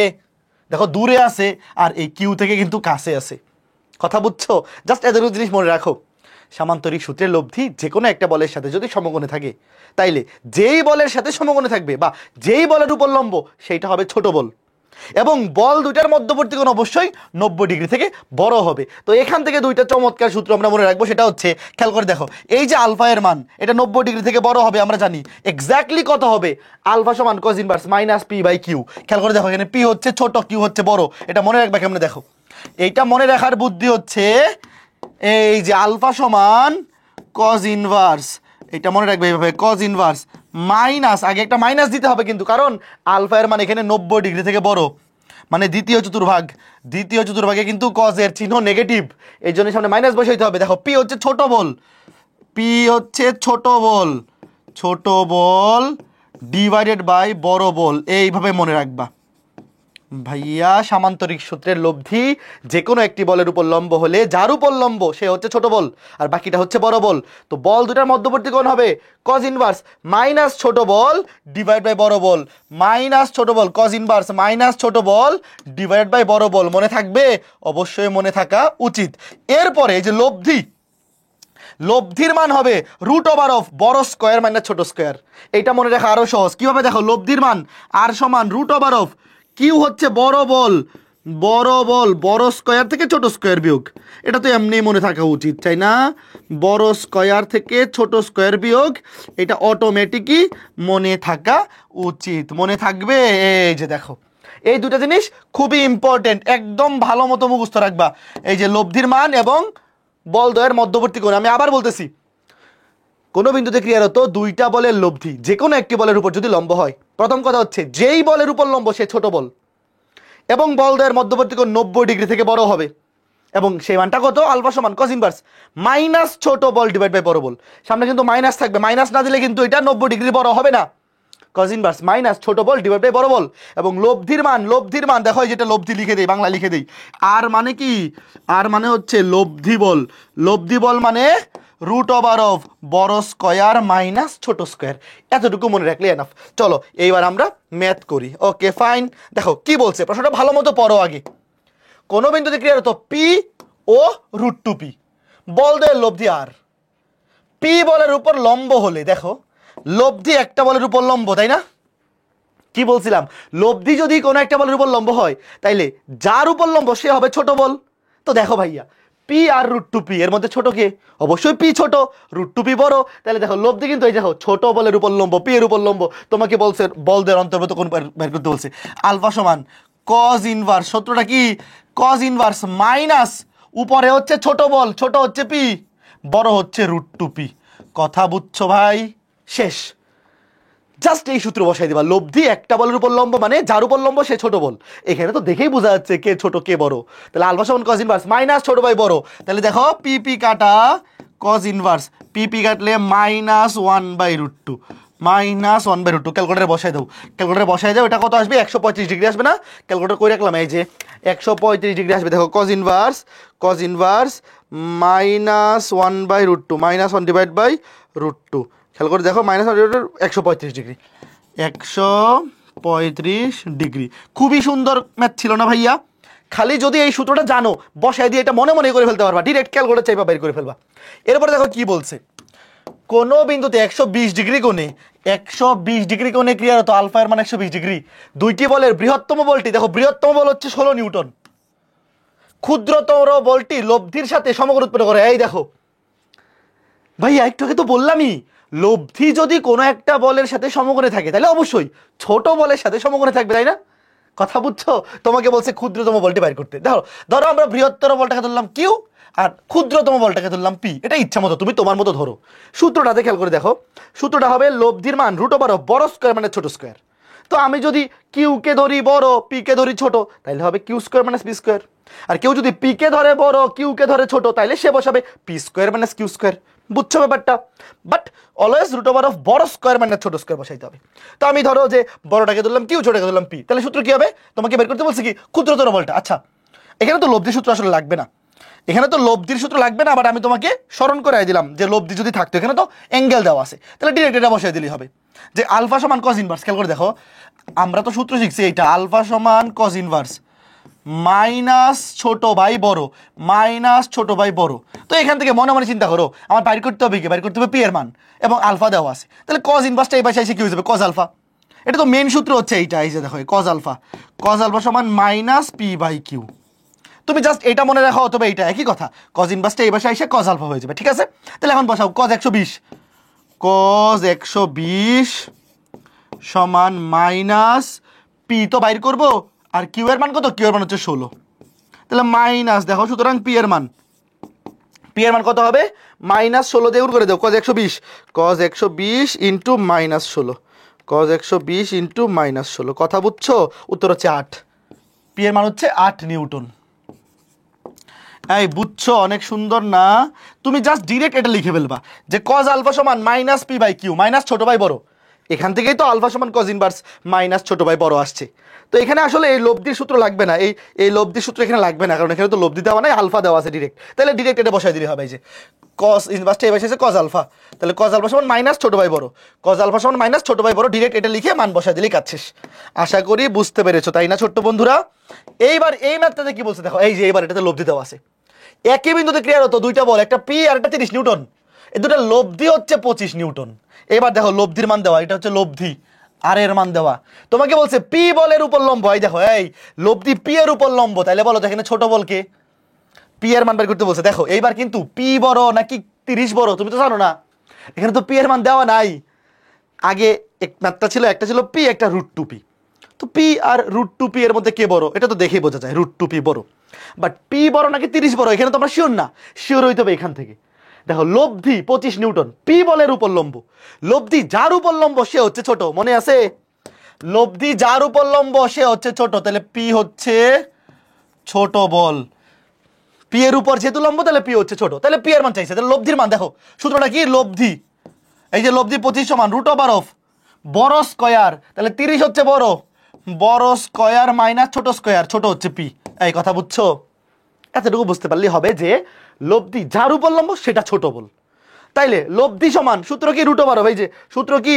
লব্ধি সমান রুট ওভার অফ বড় স্কয়ার মাইনাস ছোট স্কয়ার, লব্ধি সমান রুট ওভার অফ বড় স্কয়ার মাইনাস ছোট স্কয়ার। তাহলে বসাই দাও, বর্গ করো, বর্গ করলে 25 স্কয়ার, দেখো 25 স্কয়ার সমান 30 স্কয়ার মাইনাস পি স্কয়ার, তাহলে পি স্কয়ার সমান হবে 30 square minus 25 square, 30 square minus 25 square কত? 275। এখান থেকে বর্গমূল করো, রুট ওভার অফ অ্যান্সার সমান 5√11, তাহলে পি সমান 5√11, 5√11 নিউটন। ঠিক আছে, একদম সহজ সুন্দর ম্যাথ না? এই বুঝছো এই কনসেপ্টটা? এই টাইপের ম্যাথ কিন্তু পরীক্ষায় প্রচুর আসে, জাস্ট এই জিনিসটা মনে রাখবা। সামান্তরিক সূত্রের লব্ধি মানে কোনো বিন্দুতে ক্রিয়ারত দুইটা বলের লব্ধি, যে কোনো একটি বলের উপর যদি লম্ব হয়, তাহলে যার উপর লম্ব সে ছোট বল, আর মধ্যবর্তী কোণ, বল দ্বয়ের মধ্যবর্তী কোণ 90 ডিগ্রি থেকে বড় হবে। জাস্ট এই মাইনাসটা দিতে ভুলবা না, এই মাইনাসটা না দিলে কিন্তু 90 ডিগ্রির বড় হবে না। ওকে ফাইন, আশা করি বুঝতে পারছো। এবার এই ম্যাথটা দেখো, এগুলো হাউস ওয়াইফ ভাই, এগুলো করে দিব না, এগুলো খুবই সহজ, এগুলো খুবই সহজ ভাই, এগুলো নিজের পারা উচিত। সব করে দিলে কিন্তু পরীক্ষায় তুমি নিজে নিজে পারবা না, এইগুলা নিজেরা করবা, প্র্যাকটিস করবা, আমি উত্তর দেখাই দিব। এতক্ষণ ধরে যে ম্যাথগুলো করাইছি এগুলো বুঝে থাকলে এটা অবশ্যই নিজে নিজে পারা উচিত। তারপরে দেখো এই যে এটাও কিন্তু পারা উচিত। দেখো যদি √5 এককের দুইটা সমান বল 120 ডিগ্রি কোণে ক্রিয়া করে, তাদের লব্ধি বাইর করবা, দেখবা √5 হয় কিনা। √5 হ্যাঁ হবে তো। দেখো ভাইয়া মনে আছে, সমমানের দুইটা বল 120 ডিগ্রি কোণে ক্রিয়া করলে লব্ধির মানও সমান হয়, এটা তো আজকে ক্লাসে পড়লাম। দেখো এই ম্যাথ তো করার দরকার নাই। √5 এককের দুইটা সমান বল 120 ডিগ্রি কোণে ক্রিয়া করলে লব্ধির মানও এদের সমান হয়, মনে আছে নিশ্চয়ই, একটু আগেই পড়ে আসলাম। √5 একক বলের সাথে লব্ধি 60 ডিগ্রি কোণ উৎপন্ন করে, কথা সত্য, কথা সত্য। দেখো টোটাল অ্যাঙ্গেল সমান দুই ভাগে ভাগ হবে না, দুইটা বলের মান যেহেতু সমান, দুইটা বলের মান যেহেতু সমান, তাহলে লব্ধি একদম ঠিক মাঝখান দিয়ে যাবে, অ্যাঙ্গেল হবে অর্ধেক, থিটা হবে α/2, দুইটার সাথেই সমান সমান করে উৎপন্ন করবে, তাহলে 120 ডিগ্রি এটা ভাগ হয়ে হবে 60 ডিগ্রি দুই দিকেই। লব্ধি বলদের যোগফল অপেক্ষা ছোট, কথা সত্য, এই তিনটাই সত্য। দেখো ভাই লব্ধি অবশ্যই বলদের যোগফল অপেক্ষা ছোট হবে, কেন? কারণ লব্ধির বৃহত্তম মান, লব্ধির সর্বোচ্চ মান হচ্ছে এদের যোগফলের সমান। কখন হয়? যখন বলদ্বয়ের মধ্যবর্তী কোণ 0 ডিগ্রি। দুইটা বলের মধ্যবর্তী কোণ 0 ডিগ্রি হইলে লব্ধির মান সর্বোচ্চ হয়, সেটা হচ্ছে পি প্লাস কিউ।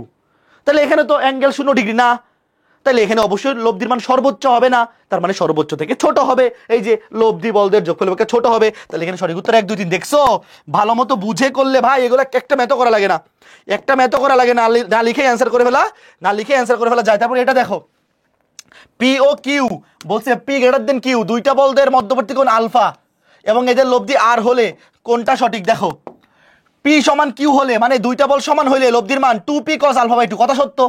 এটা তো আজকে ক্লাসে দেখলাম, দুইটা বলের মান যদি সমান হয় তাহলে লব্ধির মান 2 ইন্টু যে কোনো বল ইন্টু cos মধ্যবর্তী কোণ অর্ধেক। তারপরে আলফা যদি 90 ডিগ্রি হয় তাহলে tan থিটা সমান কিউ বাই পি, এটাও সত্য। এই সূত্রটা মনে আছে, tan থিটা সমান নিচে আছে পি, তাহলে পি হবে সিঙ্গেল, ধরো পি প্লাস কিউ উপরে সাইন আলফা নিচে cos আলফা, সূত্রটা মনে আছে নিশ্চয়ই।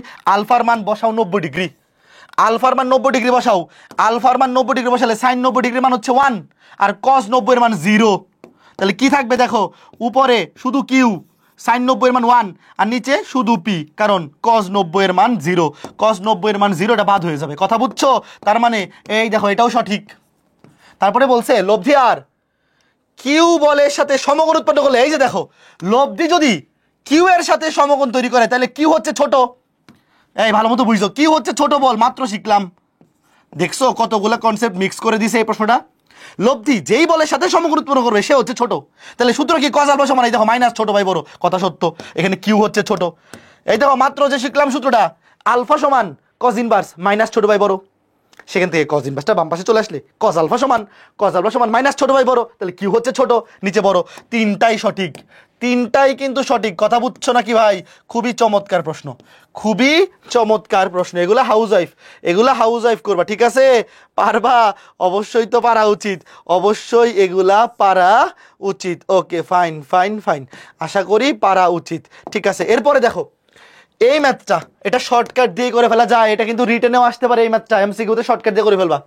কোন বিন্দুতে পি এবং 2p, দেখো পি এবং 2p মানের দুইটি বল ক্রিয়াশীল, প্রথমটিকে দ্বিগুণ মানে পি হয়ে যাবে 2p এবং দ্বিতীয়টির মান 8 একক বৃদ্ধি করলে মানে দ্বিতীয়টা 2p হয়ে যাবে 2p প্লাস 8। খেয়াল করে দেখো, প্রথম বলটাকে দ্বিগুণ তার মানে পি হবে 2p, দ্বিতীয় বলটার মান 8 একক বৃদ্ধি মানে 2p হবে 2p প্লাস 8 করলে লব্ধির দিক অপরিবর্তিত থাকে। এই দেখো বলগুলার মান চেঞ্জ হওয়ার পরেও লব্ধির দিক অপরিবর্তিত আছে। এরকম যদি কন্ডিশন হয় যে দেখো প্রথমে দুইটা বল ছিল, একটা পি একটা 2p, দ্বিতীয় ক্ষেত্রে প্রথমটা হয়ে গেছে 2p, দ্বিতীয়টা হয়ে গেছে 2p প্লাস 8, এই পরিবর্তন করার পরেও লব্ধির দিক চেঞ্জ হয় নাই, এরকম যদি কন্ডিশন থাকে তার মানে প্রথম ক্ষেত্রে দুইটা বলে অনুপাত, দেখো পি এবং 2p প্রথম ক্ষেত্রে দুইটা বলে অনুপাত এবং দ্বিতীয় ক্ষেত্রেও দুইটা বলে অনুপাত, ভাইয়া সমান হবে, ম্যাথ শেষ, কথা বুঝছো? লব্ধির দিক যদি পরিবর্তন না হয়, সেম থাকে, তাহলে প্রথম ক্ষেত্রে দুইটা বলের অনুপাত যত হবে দ্বিতীয় ক্ষেত্রেও দুইটা বলের অনুপাত সেম হবে, শেষ। এবার পিপি কাইটা দাও, পিপি কাইটা আর গুণ করে দাও 2p প্লাস 8 সমান 2 দুগুণে 4p, তাহলে খেয়াল করে দেখো 4p থেকে 2p গেলে 2p সমান 8, সুতরাং p সমান 4। একদম চমৎকার সহজ মেথ, এই টাইপটা কিন্তু রিটেনেও আসে, খুবই ইম্পর্টেন্ট রিটেনের জন্য, এটা সৃজনশীলের রিটেনে এইটা চলে আসতে পারে। ওকে ফাইন, আশা করি বুঝতে পারছো। এইবার দেখো কি বলছে ভাইয়া, 2 নিউটন ও 2√3 মানের নিউটন মানে দুইটা মানের বলদ্বয় 30 ডিগ্রি কোণে ক্রিয়ারত। ধরো একটা পি বল একটা কিউ বল, দুইটা বল 30 ডিগ্রি কোণে ক্রিয়ারত, আলফার মান 30 ডিগ্রি। 2 নিউটন মানের বল বরাবর বলদ্বয়ের লম্বাংশের সমষ্টি। দেখো এগুলো খুবই সহজ জিনিস।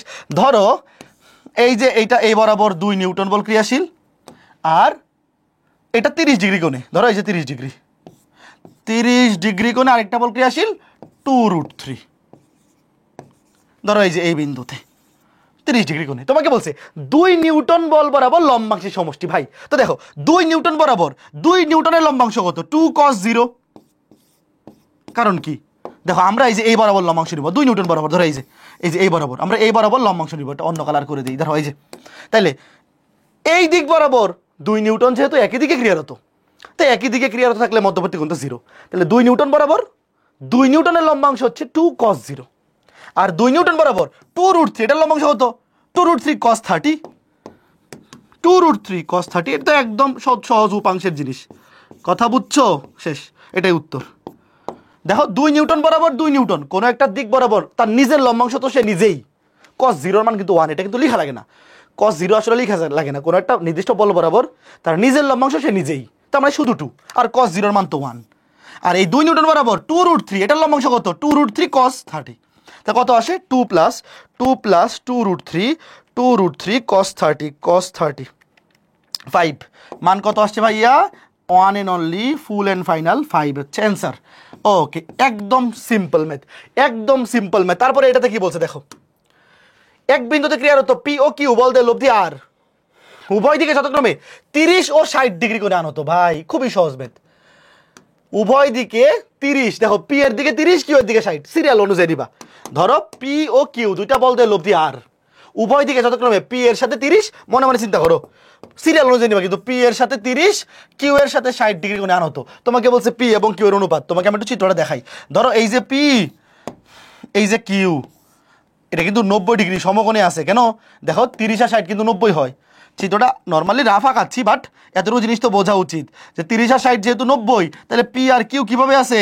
পি আর কিউ আছে সমকোণে। দেখো পি আর কিউ আছে সমকোণে। ধরো এই যে লব্ধি, ওয়েট চিত্রটা আগে আঁকাই তারপরে বুঝতে পারবো। ধরো এই দেখো, এই যে দেখো লব্ধি আর, দেখো লব্ধি আর পি এর সাথে আছে 30 ডিগ্রি কোণে, আর কিউ এর সাথে আছে 60 ডিগ্রি কোণে। এই চিত্রটা বুঝছো? এবার প্রশ্নটা পড়ো, প্রশ্নটা আরেকবার পড়ো, তাহলে চিত্রটা একদম ক্লিয়ারলি বুঝতে পারবা। দেখো তোমাকে বলছে পি ও কিউ বলতে লব্ধি হচ্ছে আর, এই পি আর কিউ দুটা বলে লব্ধি আর, যথাক্রমে এই লব্ধিটা যথাক্রমে পি এর সাথে 30 ডিগ্রি এবং কিউ এর সাথে 60 ডিগ্রি কোণে আনত। দেখো এই যে লব্ধিটা পি এর সাথে 30 ডিগ্রি, এই যে লব্ধিটা আর পি এর সাথে 30 ডিগ্রি কোণে আছে, কিউ এর সাথে 60 ডিগ্রি কোণে আছে, তো টোটাল অ্যাঙ্গেল তো 90 ডিগ্রি। তোমাকে বলছে পি এবং কিউ এর অনুপাত। ভাই এটা তো একদম লম্বাংশের সূত্র, ভাই এইগুলো ফিজিক্সে, এই লম্বাংশের সূত্র ফিজিক্সে সবাই পড়ছো, এরকম কেউ নাই যে পড়ো নাই। দেখো তাহলে পি এর মান কত?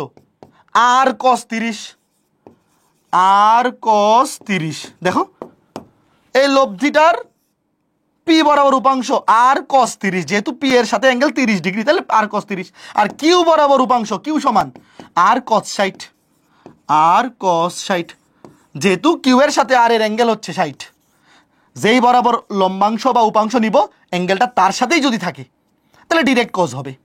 অথবা এটাকে চাইলে আর sin 30ও লেখা যায়, যার সাথে অ্যাঙ্গেল তার সাথে cos, তাহলে এটাকে লেখা যায় আর cos 30, আর এটাকে লেখা যায় আর sin 30, অথবা cos 60, কথা একই। এই জিনিসগুলো ফিজিক্সে তোমরা অনেক পড়ছো, যার সাথে অ্যাঙ্গেল সেই অ্যাঙ্গেলটা নিলেই cos হয়। তাহলে এখানে দেখো যে পি এর সাথে অ্যাঙ্গেল 30, তাহলে cos 30, এখানে কিউ এর সাথে অ্যাঙ্গেল cos 60, তাহলে cos 60, বাট কেউ যদি 30 দিয়ে করে তাহলে এখানে হয়তো sin 30। আচ্ছা এবার এই জিনিসটা তো বুঝতে পারছো। দেখো cos 60 এর মান কত? 1/2, তাহলে এটা হবে r/2, আর cos 30 এর মান কত? √3/2, তাহলে √3r/2, √3r/2, শেষ, ম্যাথ শেষ। এবার দেখো তোমার কাছে চাইছে কি? তোমার কাছে চাইছে পি এবং কিউ এর অনুপাত।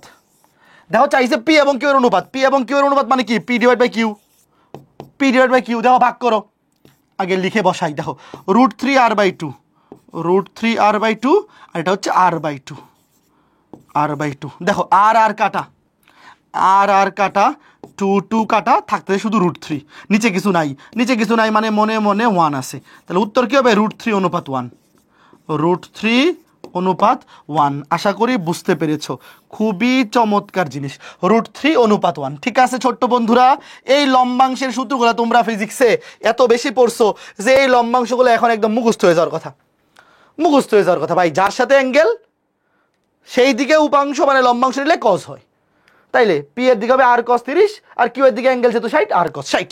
ওকে, এইগুলো তোমরা জানো ভাইয়ারা। একটি বলের আনুভূমিক ও উলম্ব অংশের মান 4 নিউটন ও 3 নিউটন। খেয়াল করে দেখো ভাই লব্ধির মান কত, এটা কিন্তু মনে মনে করে ফেলা যায়, কিছু লেখা লাগে না, আমি তোমাকে লিখে বোঝাচ্ছি।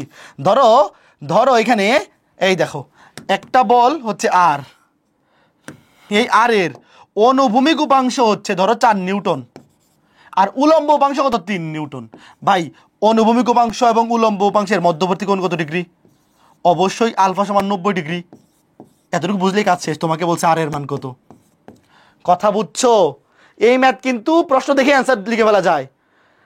এই যে লব্ধি, এই লব্ধিটা দুইটা উপাংশ, একটা 4 নিউটন, একটা 3 নিউটন, একটা অনুভূমিক একটা উলম্ব, মানে কি এই দুটার মধ্যবর্তী কোণ 90 ডিগ্রি। উলম্ব আর অনুভূমিক মানে কি? একটা অনুভূমিক মানে x অক্ষ বরাবর, আর উলম্ব মানে y অক্ষ বরাবর। তো x অক্ষ আর y অক্ষের মধ্যবর্তী কোণ 90 ডিগ্রি, তাহলে 4 নিউটন 3 নিউটন দুইটা বলের মধ্যবর্তী কোণ 90 ডিগ্রি, তাহলে লব্ধির মান কত? যদি বল দ্বয়ের মধ্যবর্তী কোণ 90 ডিগ্রি হয় তাহলে লব্ধি √p² + q² 4² + 3²। এটা মনে মনে হয়ে যায় যখনই বলবে একটা অনুভূমিক একটা উলম্ব, মানে কি লব্ধির মান চাইলে জাস্ট তোমাকে বলটার মানে এই যে দেখো এটাই তো লব্ধি, এই বলে দুইটা উপাংশ ধরো একটা p একটা q, তার মানে কি p আর q এর লব্ধি হচ্ছে r, তাহলে √p² + q², 16 9 25, 25 কে বর্গমূল করলে 5। দেখছো কত সিম্পল জিনিস, একদম ভাই সিম্পল জিনিস, তাই না?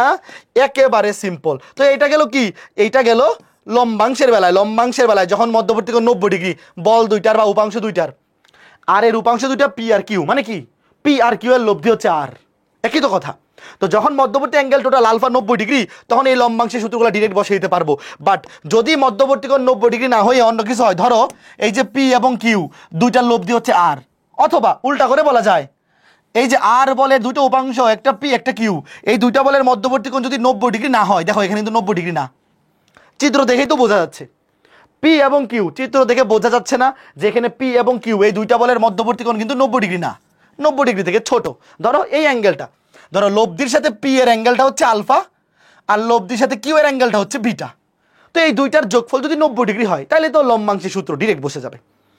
বাট যদি 90 ডিগ্রি না হয় তাহলে তো লম্বাংশের সূত্রটা বসানো যাবে না, নর্মাল উপাংশের সূত্র বসাইতে হবে। সেক্ষেত্রে সূত্রটা কি? সূত্রটা হচ্ছে বলে সাইন সূত্র। দেখো p ডিভাইড বাই p ব্যতীত বাকি দুইটার মধ্যবর্তী কোণের sine, sine beta equal to q divide by q ব্যতীত বাকি দুইটার মধ্যবর্তী কোণের সাইন, অর্থাৎ sine alpha equal to r divided by r ব্যতীত বাকি দুইটা বলের মধ্যবর্তী কোণের সাইন, মানে সাইন আলফা প্লাস বিটা। কথা বুঝছো? এই সূত্রটা মনে রাখার বুদ্ধি কি, p ডিভাইড বাই p ব্যতীত বাকি দুইটা বলের মধ্যবর্তী কোণের sine, q divide by q ব্যতীত বাকি দুইটা বলের মধ্যবর্তী কোণের sine, r divide by r ব্যতীত বাকি দুইটা বলের মধ্যবর্তী কোণের সাইন, অর্থাৎ p এবং q এর মধ্যবর্তী কোণ আলফা প্লাস বিটা এর সাইন। তো এখান থেকে ধরো প্রথম এই যে এই আর এই দুটো অনুপাত নেও, কারণ প্রশ্নে এই ম্যাথগুলোতে প্রশ্নে দেওয়া থাকে আর এর মান, প্রশ্নে আর এর মান দিয়ে দেয়, তোমাকে বলবে যে উপাংশ দুটো বাইর করো, প্রশ্নে আর এর মান মানে মেইন বলটা দিয়ে দিবে, তোমাকে বলবে উপাংশ দুইটা p এবং q এর মান বের করো। তো তোমার টার্গেট হচ্ছে দেখো আর দেওয়া আছে, p বাইর করা q বাইর করা।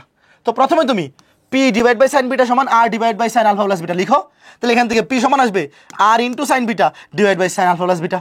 তারপরে এই q বাই সাইন আলফা সমান এটা লিখো, এখান থেকে q সমান আসবে r into sine alpha divide by sine alpha plus beta. তো এইগুলা মনে রাখার বুদ্ধি কি, দেখো যখন মধ্যবর্তী কোণ উপাংশ দুইটার মধ্যবর্তী কোণ যখন 90 ডিগ্রি হবে না, তখন মনে রাখার বুদ্ধি হচ্ছে দেখো p সমান নিচে sine alpha plus beta, p সমান নিচে সাইন টোটাল অ্যাঙ্গেল, দেখো নিচে সাইন টোটাল অ্যাঙ্গেল, এখানেও নিচে সাইন টোটাল অ্যাঙ্গেল, এখানেও টোটাল অ্যাঙ্গেল, উপরে হবে r ইন্টু p এর বেলায় হবে p ব্যতীত বাকি দুইটা বলের মধ্যবর্তী কোণের সাইন, দেখো r ইন্টু সাইন বিটা, আর q এর বেলায় হবে r ইন্টু q ব্যতীত বাকি দুইটা বলের মধ্যবর্তী কোণের সাইন, অর্থাৎ সাইন আলফা।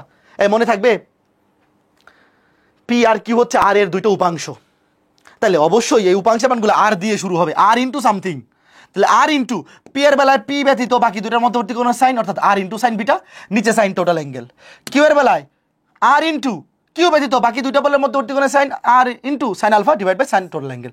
বুঝছো কথা? এইবার দেখো এই যে প্রশ্নটা পড়ো, p বলের উপাংশ দ্বয় p এর সাথে 15 ডিগ্রি ও 45 ডিগ্রি কোণ উৎপন্ন করে, p বলের একটা উপাংশ, p বলের উপাংশ দুইটা আছে, বাট যে কোনো একটার মান এখানে মিলবে। এখন আমাকে বলো এই 15 আর 45 যোগ করলে কি 90 ডিগ্রি হয়? যদি এই দুটার অ্যাঙ্গেলের যোগফল 90 ডিগ্রি হইতো তাহলে ডিরেক্ট লম্বাংশের উপপাদ্য বা লম্বাংশের সূত্র বসা দিলে হইতো, বাট এখানে তো ডিরেক্ট লম্বাংশের সূত্র বসানো যাবে না। কেন? দেখো আগে বোঝাই। ধরো p বলে দুটো উপাংশ, এই যে একটা p বল, ধরো এই p বলে দুটো উপাংশ, একটা এই যে একটা 15 ডিগ্রি একটা 45 ডিগ্রি, ধরো আর একটু বাঁকা করে দিই, এই যে 15 ডিগ্রি তো আরো ছোট, ধরো এই যে 15 ডিগ্রি আর ধরো এই যে 45 ডিগ্রি। দেখো ধরো এই যে একটা বল p, ধরো এর দুটো উপাংশ, একটা p1 একটা হচ্ছে p2, ধরো এই যে এই বিন্দুতে আছে, তো এই p এর ধরো p1 এর সাথে অ্যাঙ্গেল হচ্ছে 15 ডিগ্রি আর p2 এর সাথে অ্যাঙ্গেল হচ্ছে ধরো 45 ডিগ্রি। এই দেখো চিত্রটা বুঝছো? p বলে দুটো উপাংশ, p এর সাথে একটা 15 ডিগ্রি একটা 45 ডিগ্রি কোণ উৎপন্ন করে, তোমাকে বলছে p বলের একটা উপাংশ কত, তা দুটো উপাংশ আমি বের করি। দেখো p1 সমান কি হবে, সাইন নিচে টোটাল অ্যাঙ্গেল, সাইন নিচে হবে টোটাল অ্যাঙ্গেল 15 45 60 ডিগ্রি, আর উপরে হবে p ইন্টু যার উপাংশ, এখানে কার উপাংশ, p এর উপাংশ, p ইন্টু সাইন বাইর করতেছে কি p1, তাহলে যেটা বাইর করতেছি সেইটা বাদে বাকি দুইটার মধ্যবর্তী কোণের সাইন 45 ডিগ্রি। এই কথা বুঝছো? আর এইটা p2 নিচে সাইন টোটাল অ্যাঙ্গেল 60 ডিগ্রি, কার উপাংশ? পি এর উপাংশ, তাহলে পি ইন্টু সাইন। বের করতেছি কার মান? পি টু এর মান, তাহলে পি টু বাদ।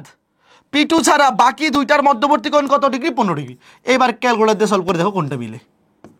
তাহলে p into sine 15 by sine 60, p into p তো পি এর মতো থাকবে, দেখো পি এর মতো থাকবে। Sine 15 divide by sine 15 divide by sine 60 কত এটা? হ্যাঁ, এটা তো মিলতেছে না, এটা অনেক বিচ্ছিরি মান আসতেছে। 0.298, এটা কোনটার সাথে মিলে নেই। তারপরে এটা পি সাইন 45 উপরে সাইন 45 ডিভাইড বাই সাইন 60 কত? √6/3।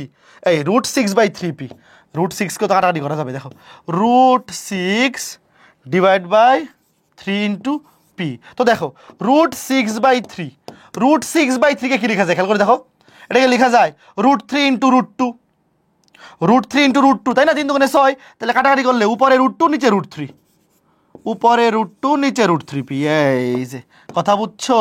এই দেখো মিলে গেছে। বাই √6 কে লেখা যায় √6 ইন্টু √3, তাহলে √3 কাটাকাটি করলে নিচে একটা √3 থাকবে আর উপরে √2, তাহলে √2/√3 পি, √2/√3 পি। এই যে দেখছো কত সুন্দর ম্যাথ। কাজে এখানে এই সূত্রটা মনে রাখলেই চলবে যে যেই উপাংশটা বের করব সেইটা ছাড়া বাকি অপোজিট অ্যাঙ্গেলটা বসবে। আর নিচে টোটাল অ্যাঙ্গেল পি বা কিউ যেটাই বের করবো, যে উপাংশটাই বের করো, নিচে সাইন টোটাল অ্যাঙ্গেল, উপরে যার উপাংশ সেটা into sign opposite angle. Opposite angle মানে পি এর বেলায় নিব বিটা, কিউ এর বেলায় নিব আলফা। ঠিক আছে, মনে থাকবে? মনে থাকা তো উচিত। এরপরে বলো, এই যে এটা করে দেবো না, এটা দেখো লম্বাংশ, এটা একদম সহজ, দেখো দুইটা যোগ করলে 90 ডিগ্রি হয়ে যায়। তো এটা উপাংশের সূত্র ইউজ করা লাগবে না, ডিরেক্ট লম্বাংশ, মানে উপাংশের সূত্র থেকেই তো আসলে লম্বাংশের সূত্র আসছে।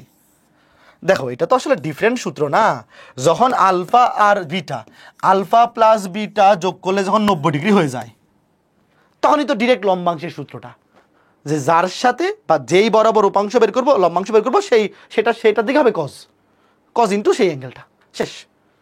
তো এই আলফা প্লাস বিটা 90 ডিগ্রি যোগ করলে 90 ডিগ্রি হলে ডিরেক্ট লম্বাংশের সূত্র, আর 90 ডিগ্রি না হলে তো এই যে এই সূত্র বসায় করতে হবে। ঠিক আছে, এই উপাংশের নর্মাল সূত্র বসায় করতে হবে।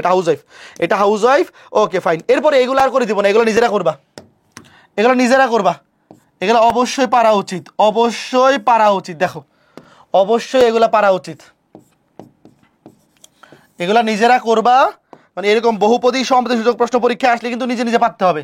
এই দেখো এগুলো অবশ্যই করবা। আমি দাঁড়াও এটা করে দিই। আচ্ছা এটা করে দিই, দেখো এটা করে দিই লাস্টে, এটা 8.1 লাস্ট ম্যাথ, তারপরে আমরা 8.2 শুরু করবো। তো এটা একটু করে দিই, দেখো উদ্দীপকে এই যেটা হচ্ছে ও সি, দাঁড়াও আমি একটু চিত্রটা সুন্দর করে রাখাই দিই। এই যে ও সি বরাবর কাজ করতেছে পি বল, তার একটা উপাংশ হচ্ছে ও এ বরাবর, এটা 30, চিত্র দেখে বোঝা যাচ্ছে এটা লম্ব, তাহলে এটা 60, চিত্র দেখে বোঝা যাচ্ছে এটা লম্ব। হ্যাঁ, এটা 30 হলে এটা কত হবে? 60 হবে। আচ্ছা ভালো কথা, ও এ বরাবর পি বলের লম্বাংশ, দেখো ও এ বরাবর, এই যে ও এ বরাবর পি বলের লম্বাংশ কত? পি cos 30, দেখো এই যে ও এ বরাবর লম্বাংশ বের করতে বলছে, তাহলে যেই বরাবর লম্বাংশ বের করবো তার সাথে যে অ্যাঙ্গেল সেটার cos, তাহলে পি বলের লম্বাংশ ও এ বরাবর পি ইন্টু cos 30, cos 30 আমার কত? √3/2, তাহলে √3/2 ইন্টু পি, কথা সত্য, দেখো √3/2 ইন্টু পি। ওবি বরাবর পি বলের লম্বাংশ, দেখো এই অ্যাঙ্গেলটা কত? ওবি বরাবর এটা 60, তাহলে ওবি বরাবর পি এর লম্বাংশ হবে পি cos 60, cos 60 এর মান হচ্ছে হাফ, তাইলে p/2, এটাও কথা সত্য। এই বুঝতেছো? p/2, দেখো এই দেখো এই বরাবর পি এর লম্বাংশ কত হবে? পি ইন্টু যেই বরাবর নিচ্ছি লম্বাংশ তার সাথে অ্যাঙ্গেল কত? 60, সেটার cos। লম্বাংশের বেলায় যেই বরাবর লম্বাংশ নিব তার সাথে অ্যাঙ্গেল যেটা সেটার cos হয়, তাহলে পি এর লম্বাংশ ওবি বরাবর পি ইন্টু cos 60। তারপরে ওসি বরাবর পি বলে লম্বাংশ, দেখো ওসি, এই যে ওসি, এই পি নিজেই তো কাজ করতেছে ওসি বরাবর, তো ওসি বরাবর পি এর লম্বাংশ তো পি নিজেই, এটাও তো সত্য। দেখছো কত সহজ ম্যাথ ভাই?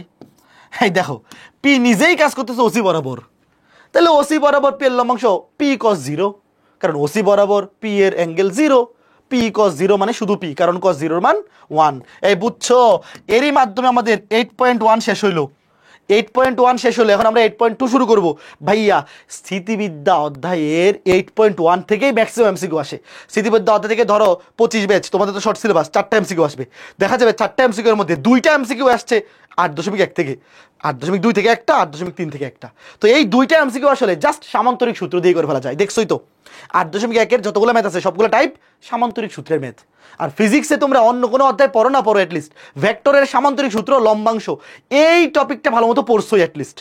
তো এই ভেক্টরের ফিজিক্সের টপিকটা দিয়ে কিন্তু আসলে স্থিতিবিদ্যার 8.1 এমসিকিউগুলো সলভ করে ফেলা যায়। ঠিক আছে, তো চলো এখন আমরা 8.2 শুরু করব। তো 8.2 এর শুরুতেই আমাদেরকে জানতে হবে সাম্যাবস্থা লামের সূত্রটা। এই সূত্রটা কিন্তু এমসিকিউতে আসতে পারে। দেখো, কোনো একটা বিন্দুতে তিনটা ভিন্ন ভিন্ন রেখা বরাবর কার্যরত বল যদি সাম্যাবস্থায় থাকে, তাইলে সাম্যাবস্থা লামের সূত্র কি বলতেছে ভাইয়া? সাম্যাবস্থা লামের সূত্র বলতেছে তাদের প্রতিটি বলের মান হবে অপর দুইটি বলের অন্তর্ভুক্ত কোণের সাইনের সমানুপাতিক। খেয়াল করে দেখো, কিসের সমানুপাতিক? সাইনের সমানুপাতিক। এই যে এটাও কিন্তু একটা এমসিকিউতে আসতে পারে যে সাম্যাবস্থা লামের সূত্রে কোনো একটা বিন্দুতে তিনটা ভিন্ন ভিন্ন রেখা বরাবর ক্রিয়ারত বল যদি সাম্যাবস্থায় থাকে, তাহলে প্রত্যেকটা বলের মান বাকি দুইটা বলের বা অপর দুইটা বলের অন্তর্ভুক্ত কোণের কিসের সমানুপাতিক? সাইনের সমানুপাতিক। এটাও কিন্তু একটা এমসিকিউ। তো খেয়াল করে দেখো, আমি জিনিসটা এক্সপ্লেন করে দিচ্ছি। ধরো এই বিন্দুতে ক্রিয়ারত পি, কিউ, আর, এই তিনটা বল সাম্যাবস্থায় আছে। তাইলে আমরা এখান থেকে বলতে পারি যে কোনো একটা বল, দেখো পি ডিভাইড বাই পি বলের বিপরীত কোণের সাইন, মানে P divide by sine alpha equal to Q divide by Q বলের বিপরীত কোণের সাইন, মানে Q divide by sine beta equal to R divide by R বলের বিপরীত কোণের সাইন, মানে R divide by sine alpha. এই প্রত্যেকটা অনুপাত সমান।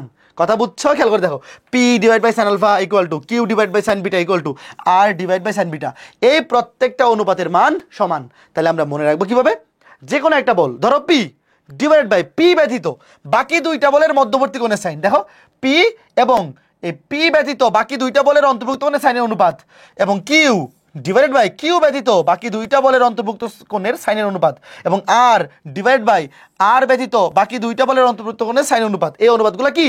সমান। কথা বুঝছো? এটাই সাম্যাবস্থার লামের সূত্র। তো এটার পরে আরো কয়েকটা চমৎকার জিনিস আমাদের জানতে হবে, এমসিকিউতে আসবে।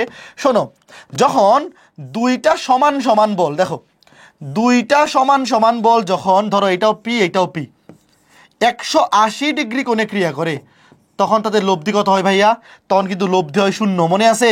দুইটা সমান বল যদি এক্স্যাক্টলি বিপরীত দিকে কাজ করে, মানে মধ্যবর্তী কোণ যদি 180 ডিগ্রি হয়, তাহলে লব্ধি কিন্তু 0। লব্ধি কত? 0 লিখে দিই। লব্ধি কত? 0।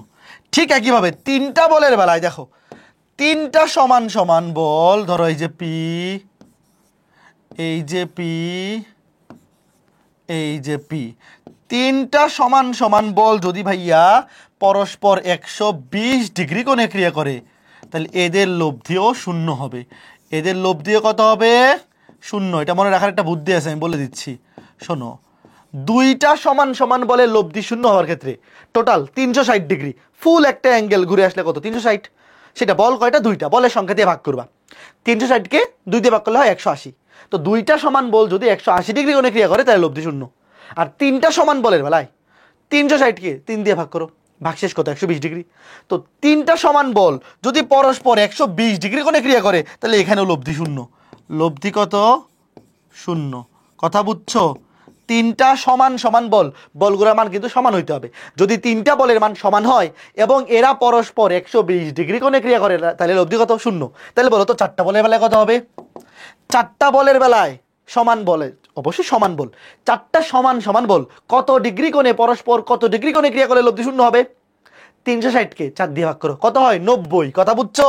এটা কিন্তু এমসিকিউতে আসতে পারে। ধরো এই যে একটা পি, এই যে পি, এই যে পি, এই যে পি, সবগুলা বলের মান পি। দেখো সবগুলা সমান বল, চারটা সমান বল যদি পরস্পর 90 ডিগ্রি কোণে ক্রিয়া করে, দেখো এই যে এইটাও 90, এইটাও 90, এইটাও 90, এইটাও 90। খেয়াল করে দেখো, চারটা সমান সমান বল যদি পরস্পর 90 ডিগ্রি কোণে ক্রিয়া করে, তাহলে লব্ধি কত হবে? 0। তাহলে বলো তো পাঁচটার বেলায় কত ডিগ্রি কোণে হবে? পাঁচটা সমান সমান বল পরস্পর কত ডিগ্রি কোণে ক্রিয়া করলে লব্ধি 0 হবে? 360কে 5 দিয়ে ভাগ করো, কত হয়? 72 ডিগ্রি। বুঝছো? এখান থেকে একটা এমসিকিউ আসতে পারে কিরকম, যে দুইটা সমান বল পরস্পর কত ডিগ্রি কোণে ক্রিয়া করলে লব্ধি 0? 180 ডিগ্রি কোণে। তিনটা সমান সমান বল পরস্পর কত ডিগ্রি কোণে ক্রিয়া করলে লব্ধি 0? 120 ডিগ্রি কোণে। চারটার বেলা কত? 90 ডিগ্রি। বুঝতে পারছো? ফাইন। যেমন এই যে দেখো একটা এমসিকিউ আসছে, কি বলছে? একই বিন্দুতে ক্রিয়ারত তিনটি সমান বল সাম্যাবস্থা সৃষ্টি করলে, দেখো তিনটা সমান বল সাম্যাবস্থা সৃষ্টি করলে এদের মধ্যবর্তী কোণ কত? পাশাপাশি দুইটার মধ্যবর্তী কোণ 120 ডিগ্রি করে। কথা বুঝছো? এটা কিন্তু জ্ঞানমূলক প্রশ্ন হয়ে গেছে, তুমি জাস্ট এই জিনিসটা মনে রাখবা যে তিনটা সমান সমান বল কোন বিন্দুতে ক্রিয়া করে সাম্যাবস্থায় থাকলে, এই সাম্যাবস্থা মানে কিন্তু লব্ধি শূন্য, লব্ধি শূন্য মানেই কিন্তু সাম্যাবস্থা, এটা তো বোঝো, সাম্যাবস্থা মানে লব্ধি শূন্য। তো মধ্যবর্তী কোণ পাশাপাশি দুইটা বলের মধ্যবর্তী কোণ হবে 120 ডিগ্রি করে, 120 120 120, টোটাল হবে 360। তারপরে কি বলছে দেখো, সেম প্রশ্নটাই অন্যভাবে দিছে, সমমানের তিনটা বল পি পরস্পর 120 ডিগ্রি কোণে ক্রিয়া করলে লব্ধি কত হবে? লব্ধি হবে শূন্য। ভাইয়া লব্ধি শূন্য হবে, সাম্যাবস্থায় থাকবে। সমমানের তিনটা বল পি পরস্পর 120 ডিগ্রি কোণে ক্রিয়া করলে লব্ধি শূন্য, মানে সাম্যাবস্থায় থাকবে। ওকে ফাইন, এই বুঝতেছো কত সুন্দর সুন্দর প্রশ্ন না?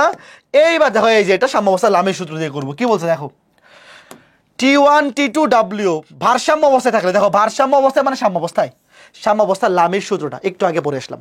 লামের সূত্র কি বলতেছে? কোন বিন্দুতে ক্রিয়ারত তিনটা ভিন্ন ভিন্ন রেখা বরাবর তিনটা বল যদি সাম্যাবস্থায় থাকে, তাহলে তো লামের সূত্রটা অ্যাপ্লাই করা যায়। তো তিনটা বল কোন বিন্দুতে ক্রিয়া করে সাম্যাবস্থায় আছে, এইটা দেখা মাত্র তুমি সাম্যাবস্থা লামের সূত্রের কথাটা মনে পড়ে ফেলবে, মনে হয়ে যাবে তোমার। তো দেখো তিনটা বল T1 T2 W ভারসাম্যে আছে, এই ভারসাম্য মানে তো সাম্যাবস্থা। সাম্যাবস্থা যে কথা, ভারসাম্য একই কথা, লব্ধি শূন্য একই কথা। তোমাকে বলছে উদ্দীপক আলোতে T1 বের করো, দেখো বাইর করতে হবে T1 আর দেওয়া আছে W এর মান। নর্মালি খেয়াল করে দেখো সূত্রটা কি, সাম্যাবস্থা লামের সূত্র বলছে T1 divide by sine, angle পরে বসাচ্ছি, T2 ডিভাইড বাই, দেখো এখানে T2 কি দরকার আছে? আচ্ছা আমি আগে পুরো সূত্র লিখি, T2 divide by sine equal to W divide by sign.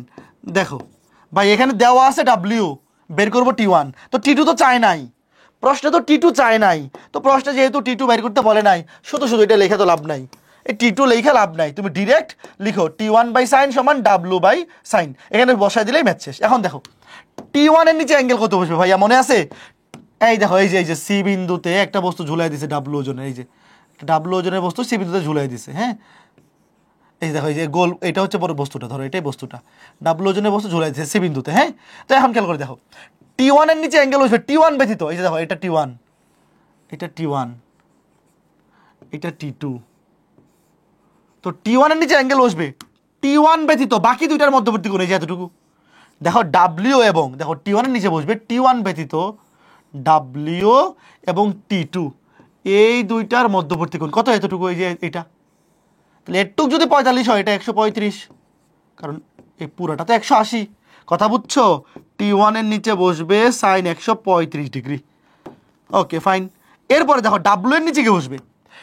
W এর নিচে বসবে W ব্যতীত বাকি দুইটা T1 এবং T2 এর মধ্যবর্তী কোণ কত? 45 আর 45 90। হ্যাঁ একদম সহজ জিনিস, বুঝছো? সাম্যাবস্থা লামের সূত্রটা কি বলে? এখানে আমার T2 দরকার নেই, ফার্স্ট অফ অল T2 নিতে হবে না, দুইটা অনুপাত নেও। T1 এর নিচে বসবে T1 ব্যতীত বাকি দুইটার মধ্যবর্তী কোণ, মানে W এবং T2 এর মধ্যবর্তী কোণ, এটা 45 হলে এটা 135। আর W এর নিচে বসবে W ব্যতীত বাকি দুইটার মধ্যবর্তী কোণ, এই যে দুইটার মধ্যবর্তী কোণ 45 45 90। তাহলে দেখো আমরা জানি sin 90 মান হচ্ছে 1, তাহলে বের করতে হবে T1, sin 90 এর মান তো 1, তাহলে W into sign 135, W into sign 135 degree. কথা বুঝছো? W এর মান কত? 40, 40 ইন্টু সাইন 135 এর মান কত? সাইন 135 এর মান কত? দেখো 40 ইন্টু সাইন 135 এর মান হচ্ছে √1/√2, তাহলে 40/√2, 40/√2, 40/√2, এই 40/√2 মানে কত? কাটাকাটি করো, 20√2, কাটাকাটি করলে 20√2। আশা করি বুঝতে পেরেছো, তাই না? একদম সহজ ভাইয়া, সাম্যাবস্থা লামের সূত্রটা বুঝলে, এখানে যেহেতু T2 চাই নাই, শুধু T1 এবং W তো দেওয়া আছে, আমরা W এর মাধ্যমে বের করবো, W এর মানটা দেওয়া আছে, দেখো তাহলে T1 এবং W এই দুটার মধ্যবর্তী অনুপাত নিলেই কাজ হয়ে যাচ্ছে, তাই না? ওকে ফাইন, সিমিলার আরেকটা প্রবলেম দেখো, সিমিলার আরেকটা প্রবলেম, T1 T2 আর 5 নিউটন, তিনটা বল ভারসাম্যে আছে। ভাই যখনই দেখবা কোনো বিন্দুতে তিনটা বল ক্রিয়া করে সাম্যাবস্থায় আছে, লামের সূত্র দেখো তোমাকে বলছে T1 এর মান, আচ্ছা দেখো এখানেও একটা মান চাইছে, T1 চাইছে, এই দেখো T1, এই দেখো এই যে এটা হচ্ছে T1, এটা হচ্ছে T1, এটা হচ্ছে T2, চিত্রটা দেখা যাচ্ছে তো না? এটা T2, আর এই যে 5 কেজি হচ্ছে নিচের দিকে কাজ করতেছে। তো দেখো তোমাকে বলছে T1 বের করতে, দেওয়া আছে 5 কেজি, T2 তো দরকার নাই, তাহলে দেখো T1 divide by sine, angle বসাচ্ছি, equals to 5 newton divide by sine. এখন খেয়াল করে দেখো T1 এর নিচে অ্যাঙ্গেল বসবে T1 বাদ বাকি দুইটার মধ্যবর্তী কোণ, এই পুরাটুকু, বলো তো এই পুরো অ্যাঙ্গেলটার মান কত? কমেন্টে বলো তো শুনি, এই যে T1 এর নিচে অ্যাঙ্গেল বসবে, T1 ব্যতীত বাকি দুইটার মধ্যবর্তী কোণ এতটুকু 60, আর এটা তো 90, 150, 60 আর 90 150। আর 5 নিউটনের নিচে অ্যাঙ্গেল বসবে, 5 নিউটন বাদ বাকি দুইটা মানে T1 এবং T2 এর মধ্যবর্তী কোণ, এটা কত হবে? পুরাটা 180। এই যে এখান থেকে এতটুকু, এখান থেকে এতটুকু পুরাটা 180, তাহলে এতটুকু যেহেতু 60, তাহলে বাকিটা হবে 120। এটা তো মনে মনে বুঝে ফেলা যায়, বুঝতেছো না? এই জিনিসগুলো কিন্তু এই বয়সে একদম মনে মনেই করে ফেলা যায়। 120, এই যে কাজ শেষ। তো চাইছে শুধু T1, তাহলে T2 তো আমার নেওয়া দরকার নাই। T1 সমান লিখো 5 × 150, 5 × sin 150 divide by sin 120, sin 120 কত? 5/√3, 5/√3। দেখো 5 ডিভাইডেড বাই √3, এই যে সঠিক উত্তরে। এই বুঝতে পারছো সাম্যাবস্থা লামির সূত্র? এই দুইটা ম্যাথ যদি ভালো মতো বুঝে থাকো তাহলে সাম্যাবস্থা লামির সূত্র ক্লিয়ার হয়ে গেছে। সাম্যাবস্থা লামির সূত্র থেকে এমসিকিউতে এই টাইপের প্রশ্নগুলাই আসে। এইবার এখানে প্রশ্নটা দেখো কি বলছে। ও বিন্দুতে ক্লিয়ার হতো 3টা বল পি কিউ আর সাম্যাবস্থায় আছে। তো ভাই যখনই দেখবা কোনো বিন্দুতে ক্লিয়ার হতো 3টা বল সাম্যাবস্থায় আছে, তোমার কোন সূত্রের কথা মনে হয়ে যাবে? সাম্যাবস্থা লামির সূত্রের কথা মনে হয়ে যাবে। তোমাকে বলছে দেখো পি এর মান দিয়ে দিছে, পি এর মান দিয়ে দিছে, এবার কিউ এবং আর দুইটার মানে চাইছে, বাকি দুইটার মানে চাইছে। দেখো এতক্ষণ যে ম্যাথগুলো করতেছিলাম একটার মান দেওয়া ছিল, ডাব্লিউ এর মান দেওয়া ছিল, T1 চাইছে, T2 কিন্তু চায় নাই, শুধু একটা চাইছে। এখানেও একটা ওজন 5 কেজি দেওয়া ছিল আর একটা T1 চাইছে, বাট এখানে দেখো একটা দেওয়া আছে বাকি দুইটাই চাইছে। তো এইটা করতে পারলে বাকি সবগুলাই পারবা। ঠিক আছে, দেখো এখন কি করি। এই যে একটা পি, এই যে কিউ, এই যে আর। দেখো সাম্যাবস্থা লামির সূত্র, পি ডিভাইড বাই সাইন সমান কিউ ডিভাইড বাই সাইন সমান আর ডিভাইড বাই সাইন। এখন দেখো মান দেওয়া আছে কার? পি এর মান দেওয়া আছে। ওয়েট, দেখো পি এর মান বসাই দিই। পি এর মান দেওয়া আছে কত? 12 নিউটন। পি এর মান আগে বসাই দিই, 12 নিউটন। এইবার দেখো পি এর নিচে অ্যাঙ্গেল বসে কোনটা? পি এর নিচে বসবে পি ব্যতীত বাকি দুইটার মধ্যবর্তী কোণ, কিউ এবং আর এর মধ্যবর্তী কোণ 90 ডিগ্রি, দেখতেই পাচ্ছ। তারপরে কিউ এর নিচে বসবে কিউ ব্যতীত বাকি দুইটার মধ্যবর্তী কোণ এটুক, এটা কত ভাইয়া? কিউ ব্যতীত বাকি দুইটা পি এবং আর এর মধ্যবর্তী কোণ এটুক। দেখো এই পুরাটা হচ্ছে 180, তারপর এটা 30, তো এটা কত? 150। 180 থেকে 30 গেলে 150, আমরা সবাই জানি। তারপরে আর এর নিচে অ্যাঙ্গেল বসবে আর ব্যতীত বাকি দুইটার মধ্যবর্তী কোণ এই এতটুকু। দেখো কথা বুঝতেছো? তো দেখো এইটা 30 আর এটা কত? এটা 90, কারণ কি এই পুরোটা 180, এটা 90 হলে এটাও 90, এই কথা বুঝতেছো? দেখো এটা কত হবে? এটা 90 হবে না? অবশ্যই তো বোঝা উচিত। দেখো ভাই এই যে এই পুরাটা হচ্ছে 180, তো এতটুকু যেহেতু 90, তাহলে এটাও 90, তাহলে এই পুরাটা কত? 90 আর 30 120, 90 আর 30 120। দেখছো কত সহজ না ভাই? এই যে আর এর নিচে বসবে আর ব্যতীত বাকি দুটোর মধ্যবর্তী কোণ, এটা 120, এটা 90, এটা 30। এইবার দেখো আমার দরকার কি? আমার দরকার হচ্ছে কিউ এবং আর। তাহলে সুতরাং কিউ সমান কেমন বের করবে? এই দুটো অনুপাত নেবে, এই দুইটা। তাহলে কিউ সমান হবে 12 × sin 150 বাই sin 90। দেখো sin 90 এর মান তো 1, sin 90 এর মান 1, তাহলে এটা গুণ করে দাও। 12 × sin 150, 12 × sin 150, 12 × sin 150 কত? 6, 12 × sin 150, তাহলে কিউ সমান 6 নিউটন, কিউ সমান 6 নিউটন। এরপরে আর কেমন বের করবো? তুমি মনে করে চিন্তা করো, এইটা সমান এইটা, তাহলে sin 90 এর মান তো 1, তাহলে আর সমান হবে 12 × sin 120, 12 × sin 120, 6√3। বুঝছো কত সহজ না ভাইয়া? তোমার কাছে চাইছে কি কিউ ও আর এর মান, তাহলে কিউ এর মান 6 আর এর মান 6√3, 6,6√3। কিউ এর মান 6 আর এর মান 6√3, 6,6√3। দেখো অনেকে কিন্তু উল্টা দাগাই ফেলবে, অনেকে এটা দাগাই ফেলবে, এটা কিন্তু সঠিক উত্তর না। সঠিক উত্তর কিন্তু সি হবে না, কারণ তোমাকে চাইছে কিউ ও আর এর মান, তাহলে আগে কিউ এর মান দেখাইতে হবে পরে আর এর মান। তাহলে দেখো আগে কিউ পরে আর, উত্তর কিন্তু ডি, সঠিক উত্তর কিন্তু ডি হবে। আশা করি বুঝতে পারছো। ঠিক আছে, তো এই ম্যাথটা যদি তুমি বুঝো, দুইটা মানই বাড়ি করলা শিখলাম, তাহলে এই ম্যাথটা পারলে সাম্যাবস্থা লামির সূত্র থেকে এমসিকিউতে যত টাইপের ম্যাথে আসুক তুমি পারবা। এই ম্যাথটা দেখো ভাইয়া, এই ম্যাথটা কিন্তু ইঞ্জিনিয়ারিং ভর্তি পরীক্ষায় আসা একটা ম্যাথ। চুয়েটে প্রথম এটা আসছিল, এবং দেখো যশোর বোর্ড কিন্তু মাঝে মধ্যে এই আকামগুলো করে, ইঞ্জিনিয়ারিং ভর্তি পরীক্ষার এমসিকিউ ডিরেক্ট বোর্ডে তুলে দিয়ে দেয়। তো খেয়াল করে দেখো প্রশ্নটাতে কি বলছে ভাইয়া। √3 কেজি ওজনের একটি বস্তুকে দুইটি বল দ্বারা টেনে রাখা হয়েছে, একটি আনুভূমিক এবং অপরটি হচ্ছে আনুভূমিকের সাথে 30 ডিগ্রি কোণে ক্রিয়ারত। বল দ্বয়ের মান বের করতে হবে। এখানে একটা জিনিস বুঝতে হবে, আমি তোমাকে আগে জিনিসটা একটু এক্সপ্লেন করি। দেখো ধরো এখানে √3 কেজি ভরের একটা বস্তু আছে, এই যে এটা √3 কেজি ভরের একটা বস্তু, √3 কেজি ভরের একটা বস্তুকে ধরো এই বিন্দুতে টেনে রাখা হয়েছে দুইটা বল দিয়ে। একটা বল হচ্ছে আনুভূমিক, আর একটা আনুভূমিকের সাথে 30 ডিগ্রি কোণে আছে। আগে আমি একটা আনুভূমিকের সমান্তরাল রেখা আঁকি, ধরো এটা হচ্ছে আনুভূমিকের সমান্তরাল রেখা। তাইলে একটা বল কাজ করতেছে, খেয়াল করে দেখো, আনুভূমিক বরাবর, এই যে এই বরাবর, আর আরেকটা কাজ করতেছে এই আনুভূমিকের সাথে 30 ডিগ্রি কোণে। এখন অনেকে এখানে একটা ভুল করবে, কি ভুল করবে জানো? অনেকে এই অ্যাঙ্গেলটা নিয়ে নেবে এইভাবে, দেখো এই যে যে একটা আনুভূমিক বরাবর আর একটা আনুভূমিকের সাথে 30 ডিগ্রি কোণে এই দিকে। এটা কিন্তু আসলে এইভাবে নেওয়া যাবে না। দেখো আগে আঁকাইও না চিত্রটা, আমি আগে আঁকাই। অনেকে করবে কি, যে ধরো এই √3 কেজি ওজনটাকে দুইটা বল দিয়ে টেনে রাখা হয়েছে, একটা পি একটা কিউ।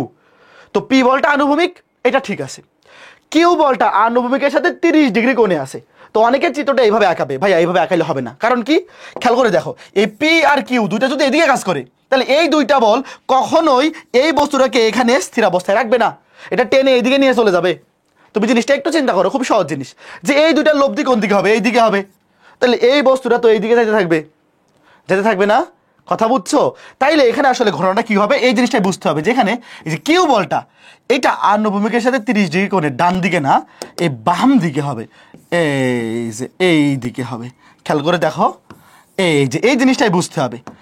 তো এই যে একটা বল আনুভূমিক, আর একটা আনুভূমিকের সাথে এই দিকে 30 ডিগ্রি কোণে হবে, এই যে এটা কিউ।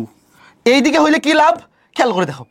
এইবার ধরো পি এবং কিউ এই দুটো বলের লব্ধি যদি এক্স্যাক্টলি এই √3 কেজি এটার অপোজিটে কাজ করে, দেখো হইতেই তো পারে যে পি আর কিউ এই দুটোর লব্ধি একদম ঠিক √3 কেজির অপোজিটে কাজ করতেছে এবং মান হচ্ছে সমান। তাহলে কাটাকাটি গিয়ে কি হয়ে যাবে, লব্ধি শূন্য হয়ে যাবে, মানে এই বস্তুটা এখানে স্থির থাকবে। কথা বুঝছো? আগে কিন্তু পি আর কিউ এর লব্ধি জীবনেও এটার অপোজিটে হইতো না, সম্ভব ছিল না। এইবার কিন্তু সম্ভব। এই চিত্র অনুযায়ী পি এবং কিউ এর লব্ধির মান ধরো √3 কেজি এক্স্যাক্টলি এই বলের সমান এবং কাজ করতেছে ঠিক তার অপোজিটে, তাইলে কিন্তু কাটাকাটি গিয়ে লব্ধি শূন্য হয়ে যাবে। তো এই চিত্রটা কিন্তু ভালো মতো বুঝতে হবে। এইবার তোমাকে কি বলছে দেখো, তোমাকে বলছে বলদ্বয় কত কেজি ওজন তা নির্ণয় করো। তাহলে এখানে আমরা কেমনে করবো দেখো, লামির সূত্র। তিনটা বল ক্রিয়া করে সাম্যাবস্থায় আছে, দেখো p q √3 KG, p q √3, এই তিনটা বল ক্রিয়া করে সাম্যাবস্থায় আছে। তাহলে আমরা কি লিখবো দেখো, পি ডিভাইড বাই সাইন, আমাকে বের করতে হবে পি এবং কিউ এর মান, equal to Q divide by sine equal to R মানে √3 ডিভাইড বাই সাইন। খেয়াল করে দেখো, পি এর নিচে অ্যাঙ্গেল বসবে পি বাদ, বাকি দুইটা বলের মধ্যবর্তী কোণ মানে এতটুকু, এটা 30 এটা তো 90, তাহলে 120, 30 90 120, অন্য কালার দিয়ে লিখি 30 90 120, কথা বুঝছো? তারপরে কিউ এর নিচে বসবে কিউ বাদ, কিউ ব্যতীত বাকি দুইটা বলের মধ্যবর্তী কোণ √3 এবং পি এর মধ্যবর্তী কোণ অবশ্যই 90 ডিগ্রি। তারপরে √3 এর নিচে বসবে √3 বাদ, বাকি দুইটা বল পি এবং কিউ এর মধ্যবর্তী কোণ কত, পুরাটা 180, এতটুকু 30, তাহলে এটা হবে 150, এই কথা বুঝছো? খুবই সহজ ম্যাথ। এইবার তুমি এখান থেকে জাস্ট ক্যালকুলেশন করে পি এবং কিউ এর মান বের করে ফেলো। দেখো শুরুতে ক্যালকুলেটর কই, এই দেখো শুরুতে কি করবা, দেখো এই যে পি বাই সাইন 120 সমান লিখো √3 বাই সাইন 120, এটা সাইন 150, এটা মনে মনে প্রথম অনুপাত এবং তৃতীয় অনুপাত সমান নেও। তাহলে পি সমান কি হবে, √3 into sine 120, √3 into sine 120 divide by নিচে সাইন 150, এটা মনে মনে করে ফেলতে পারবা 3। তাহলে পি এর মান কত 3। এরপরে কিউ এর মান কত দেখো, কিউ এর বেলায় কি করবা, দ্বিতীয় অনুপাত এবং তৃতীয় অনুপাত সমান নেবা। ভাই সাইন 90 এর মান তো 1 আমরা জানি, তো এটা দিয়ে তো গুণ করে লাভ নাই, ডিরেক্ট কিউ সমান হবে √3 by sine 150, √3 divide by sine 150 কত 2√3, শেষ। এই সুন্দর না ম্যাথটা, খুবই সুন্দর, কিন্তু বুঝে বুঝে করলে খুবই সুন্দর। এবং এই ম্যাথটা যদি বুঝতে পারো তাইলে লামির সূত্রের এই টাইপের আর সকল ম্যাথ তুমি করতে পারবা। পি এর মান 3, কিউ এর মান 2√3, তাহলে 2√3 আর 3 কই, 2√3 আর 3, এই যে সঠিক উত্তর 2√3 আর 3। আশা করি বুঝতে পারছো। এই ম্যাথটা দেখো ভাইয়া, এটা কিন্তু বোর্ডে আসা খুবই ফ্যামিলিয়ার একটা রিটেন টাইপের ম্যাথ। জাস্ট চিত্রটা উঠাই দিয়ে তোমাকে এমসিকিউ বানিয়ে ছেড়ে দিছে, বলছে যে আর এবং ডাব্লিউ এর মধ্যবর্তী কোণ কত। তোমাকে পুরা ম্যাথটা দেয় নাই, রিটেনের পুরা ম্যাথ তো আসলে এমসিকিউতে দিবে না, জাস্ট একটা ছোট পোরশন অ্যাঙ্গেল বাইর করতে বলে দিছে। তোমাকে কি বলছে দেখো, যে আর এবং ডাব্লিউ এর মধ্যবর্তী কোণ বাইর করতে। এই যে দেখো আর এবং ডাব্লিউ এর মধ্যবর্তী কোণ এই অ্যাঙ্গেলটা, এই যে এই অ্যাঙ্গেলটা খেয়াল করে দেখো। আমি তোমাকে একটু সহজ করে বোঝাই। ধরো এই যে এটাকে আমি একটু এইদিকে বর্ধিত করি, এটা তো সমান্তরাল রেখা, এই যে এই রেখাটা হচ্ছে এই তলের সমান্তরাল রেখা, এই যে এই তলের, এই যে একটা হেলানো তল, এই তলের সমান্তরাল রেখা। আচ্ছা ভালো করে দেখো, এই যে ওজন ডাব্লু ঠিক নিচে দিয়ে কাজ করতেছে, তাহলে এটা আলফা হলে এটা কত, লম্ব, এটা তো 90, তাহলে এই ত্রিভুজের এই অ্যাঙ্গেলটা কত? টোটাল তিনটা অ্যাঙ্গেল মিলে 180। তাহলে 180 থেকে 90 বিয়োগ আলফা বিয়োগ, তাহলে 90 মাইনাস আলফা। এই অ্যাঙ্গেলটা হচ্ছে 90 মাইনাস আলফা, কথা বুঝছো? তাহলে এখন দেখো এই অ্যাঙ্গেলটা যত, এই অ্যাঙ্গেলটা তো সেমই, এটা তো একই অ্যাঙ্গেল। কারণ কি, এটা তো সমান্তরাল রেখা, এই রেখা আর এই রেখা তো সমান্তরাল রেখা। তাহলে এখানে এই অ্যাঙ্গেলটা 90 মাইনাস আলফা, মানে এই পুরো অ্যাঙ্গেলটা কিন্তু 90 মাইনাস আলফাই। তুমি আবার ভাইবো না যে এই অ্যাঙ্গেলটা বেশি অ্যাঙ্গেল, না ভাইয়া, এখানে একটা বস্তু আছে, এই বস্তুটার মধ্যে ওজন কাজ করতেছে ঠিক নিচের দিকে, প্রতিক্রিয়া কাজ করতেছে ঠিক তলের উপর লম্বভাবে, এবং এইটা হচ্ছে পি, এইদিকে একটা বলে টেনে রাখা হয়েছে, সেটা তল বরাবর কাজ করতেছে। তো এই যে এইটা তো আসলে এই তলের সমান্তরাল রেখা, কথা বুঝছো? এটা কি এই তলের সমান্তরাল রেখা। তো এখানে আসলে অ্যাঙ্গেলটা সেমই হবে, এটা আলাদা কিন্তু না, এইটা যে জিনিস এটা একই কথা। তাহলে এটা কত? 90 মাইনাস আলফা। এই যে এই অ্যাঙ্গেলটা কত? 90 মাইনাস আলফা। আর এটা কত? এটা তো লম্ব, এই আর কিন্তু প্রতিক্রিয়া বল, এটা কত? 90। তাহলে টোটাল অ্যাঙ্গেলটা কত? দেখো টোটাল এই অ্যাঙ্গেলটা আর এবং ডাব্লিউ এর মধ্যবর্তী কোণ কত দাঁড়াইলো? 90 plus 90 minus alpha, 90 plus 90 minus alpha, তাহলে 180 মাইনাস আলফা। কথা বুঝছো? এগুলো মনে মনেই করে ফেলা যায়, এগুলা ভাইয়া পরীক্ষা হলে আসলে মনে মনে করে ফেলবা যে দেখো এটা আলফা, এটা 90, তাহলে এতটুকু হচ্ছে 90 মাইনাস আলফা। আর এটা তো প্রতিক্রিয়া বল, প্রতিক্রিয়া বল অবশ্যই তলের উপর লম্বভাবে ক্রিয়া করে। প্রতিক্রিয়া বল এই যে এই বলটা অবশ্যই তলের সাথে লম্ব বরাবর ক্রিয়া করে। তাহলে এটা 90, তাহলে 90 প্লাস 90 মাইনাস আলফা মানে কত? 180 মাইনাস আলফা। খুবই চমৎকার, খুবই সহজ ম্যাথ না? অবশ্যই ভাইয়া। তারপরে চলো পরবর্তী ম্যাথে যাই। কি বলছে খেয়াল করে দেখো, একটি বিন্দুতে একই সময়ে ক্রিয়ারত নিচের কোন বলত্রয়কে তাদের সাম্যাবস্থায় জন্য একটি ত্রিভুজের তিনটি বাহু দ্বারা একই ক্রমে মানে ও দিকে প্রকাশ করা সম্ভব নয়। খেয়াল করে দেখো ভাইয়া, কোন বিন্দুতে ক্রিয়ারত তিনটা বল যদি সাম্যাবস্থায় থাকে, তাহলে ওই তিনটা বলকে একটা ত্রিভুজের তিনটা বাহু দ্বারা মানে এবং দিকে একই ক্রমে নির্দেশ করা যায়। এটা হচ্ছে বলের সাম্যাবস্থার ত্রিভুজ সূত্র। এখন তোমাকে বলছে এখানে তিনটা করে বল আছে প্রত্যেকটা অপশনে, কোন অপশনের বলগুলা দিয়ে এটা ত্রিভুজ তৈরি করা যাবে না। এটা বোঝার জন্য আসলে সাম্যাবস্থার ত্রিভুজ সূত্র না বুঝলেও চলবে, খালি একটা ত্রিভুজের তৈরির জন্য শর্তটা কি এটা জানলেই চলবে। তোমরা কি জানো একটা ত্রিভুজে যে কোনো দুইটা বাহু, ধরো এই যে একটা ত্রিভুজ, এটা 9 10-এ পড়ছো কিন্তু, এ বি সি। একটা ত্রিভুজের শর্ত হচ্ছে যে দুইটা বাহুর যোগফল, ধরো A B plus B C, অবশ্যই তৃতীয় বাহুর চেয়ে বড় হইতে হবে, এটা মাস্ট। সমান হইলেও হবে না, এটা জানো? এটা হচ্ছে একটা ত্রিভুজের বেসিক কনসেপ্ট, যে একটা ত্রিভুজ হওয়ার জন্য যে কোনো দুইটা বাহুর যোগফল অবশ্যই তৃতীয় বাহুর চাইতে গ্রেটার দেন হইতে হবে, বড় হইতে হবে, সমান হইলেও হবে না। তো এখন এখানে খেয়াল করে দেখো, প্রথম অপশনে 1 আর 2 এই দুইটা বাহু চিন্তা করো, বলগুলোকে বাহু চিন্তা করবা, যোগ করলে 3, এটা কিন্তু 3 এর সমান হয়েছে, দেখো বড় হয় নাই, তাহলে এটাই সঠিক উত্তর।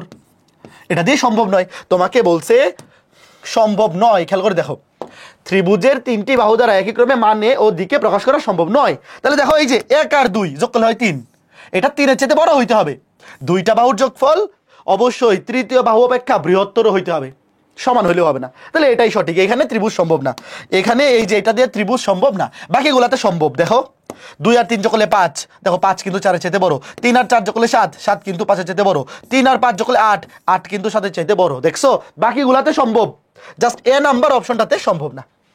কথা কি ক্লিয়ার?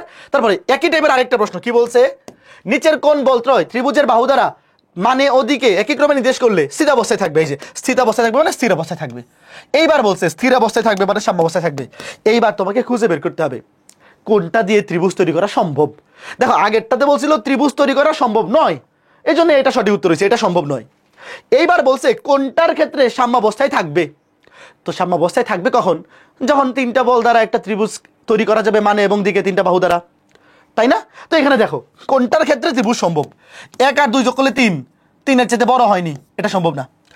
3 আর 4 যোগ করলে 7, 5 এর চেয়ে বড়, এটা সঠিক, আপাতত গোল দিয়ে রেখে এটা সঠিক, এটা সম্ভব। দেখো 3 আর 4 যোগ করলে 7, 7 কিন্তু 5 এর থেকে বড়। 10 আর 20 যোগ করলে 30, 30 50 এর থেকে বড় নয়। 5 আর 20 যোগ করলে 25, 40 এর থেকে বড় নয়। তার মানে বাকি সব বাদ। দেখছো শুধুমাত্র এই ক্ষেত্রে ত্রিভুজ তৈরি করা সম্ভব। দেখো এই ক্ষেত্রেই সম্ভব, কারণ 3 আর 4 যোগ করলে 7 হয়, সেটা 5 এর থেকে বড়। তো দুইটা বাহুর যোগফল অবশ্যই তৃতীয় বাহুর থেকে বড় হইতে হবে, তাহলে ত্রিভুজ অঙ্কন করা সম্ভব, নাহলে সম্ভব নয়। আশা করি বুঝতে পেরেছো, তাই না ভাইয়েরা? এরপরে দেখো এই ম্যাথটা, আচ্ছা এই ম্যাথটা আসলে সামান্তরিক সূত্রের ম্যাথ, এইগুলা এই টাইপটা আসলে সামান্তরিক সূত্রের ম্যাথ, এটা আসলে লামের সূত্র দিয়ে করা লাগে না। দেখো কি বলছে, √3 1 2 মানে তিনটি বল এক বিন্দুতে ক্রিয়া করে সাম্যাবস্থায় রয়েছে, প্রথম দুইটি বলের মধ্যবর্তী কোণ কত? দেখো তোমাকে বলছে এই প্রথম দুইটা বলের মধ্যবর্তী কোণ, তুমি ধরো প্রথম দুইটা বলের মধ্যবর্তী কোণ আলফা, তোমাকে বলছে এই প্রথম দুইটা বলের মধ্যবর্তী কোণ আলফা এর মান বের করতে। খেয়াল করে দেখো, যখন তুমি দেখবা কোনো একটা বিন্দুতে ক্রিয়ারত তিনটা বল সাম্যাবস্থায় আছে, সাথে সাথেই সাম্যাবস্থা লামের সূত্র বসায় দিতে হবে, জিনিসটা এরকম নয়। যখন তুমি দেখবা যে কোনো দুইটা বলের মধ্যবর্তী কোণ চাইছে, তখন এটা সামান্তরিক সূত্র দিয়ে করে ফেলা যায়। ভাই আমি আবার বলতেছি, তিনটা বল কোনো বিন্দুতে ক্রিয়া করে সাম্যাবস্থায় আছে।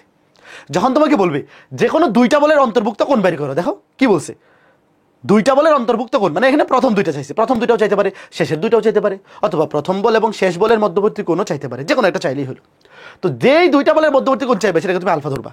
এবং এখানে কনসেপ্টটা হচ্ছে, খেয়াল করে দেখো, যেই দুইটা বল মধ্যবর্তী কোণ চাইছে এটাকে ধরো আলফা, বাকি যেই বলটা থাকবে এটাকে ধরবা লব্ধি, এটাকে ধরবা লব্ধি। খেয়াল করে দেখো, ওয়েট, তুমি √3 আর 1 এদেরকে ধরো পি কিউ, √3 এবং 1 এদেরকে ধরো পি কিউ, মধ্যবর্তী কোণ আলফা, এই দুইটার মধ্যবর্তী কোণ কি আলফা, এবং বাকি যে অবশিষ্ট বলটা থাকবে এটাকে ধরো লব্ধি আর।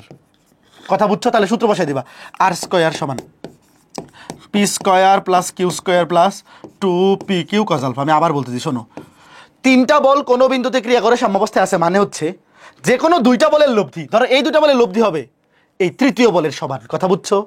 তিনটা বল কোনো বিন্দুতে ক্রিয়া করে সাম্যাবস্থায় থাকলে যে কোনো দুইটা বলের লব্ধি হবে তৃতীয় বলের মানের সমান। তাহলে এই দুইটা বলকে তুমি যদি পি কিউ ধরো তাহলে লব্ধি হবে আর।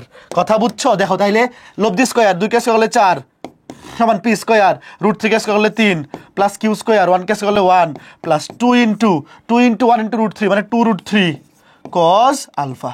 এখান থেকে cos আলফা মান বের করে আলফা বের করো। কথা বুঝছো? একদম সহজ না?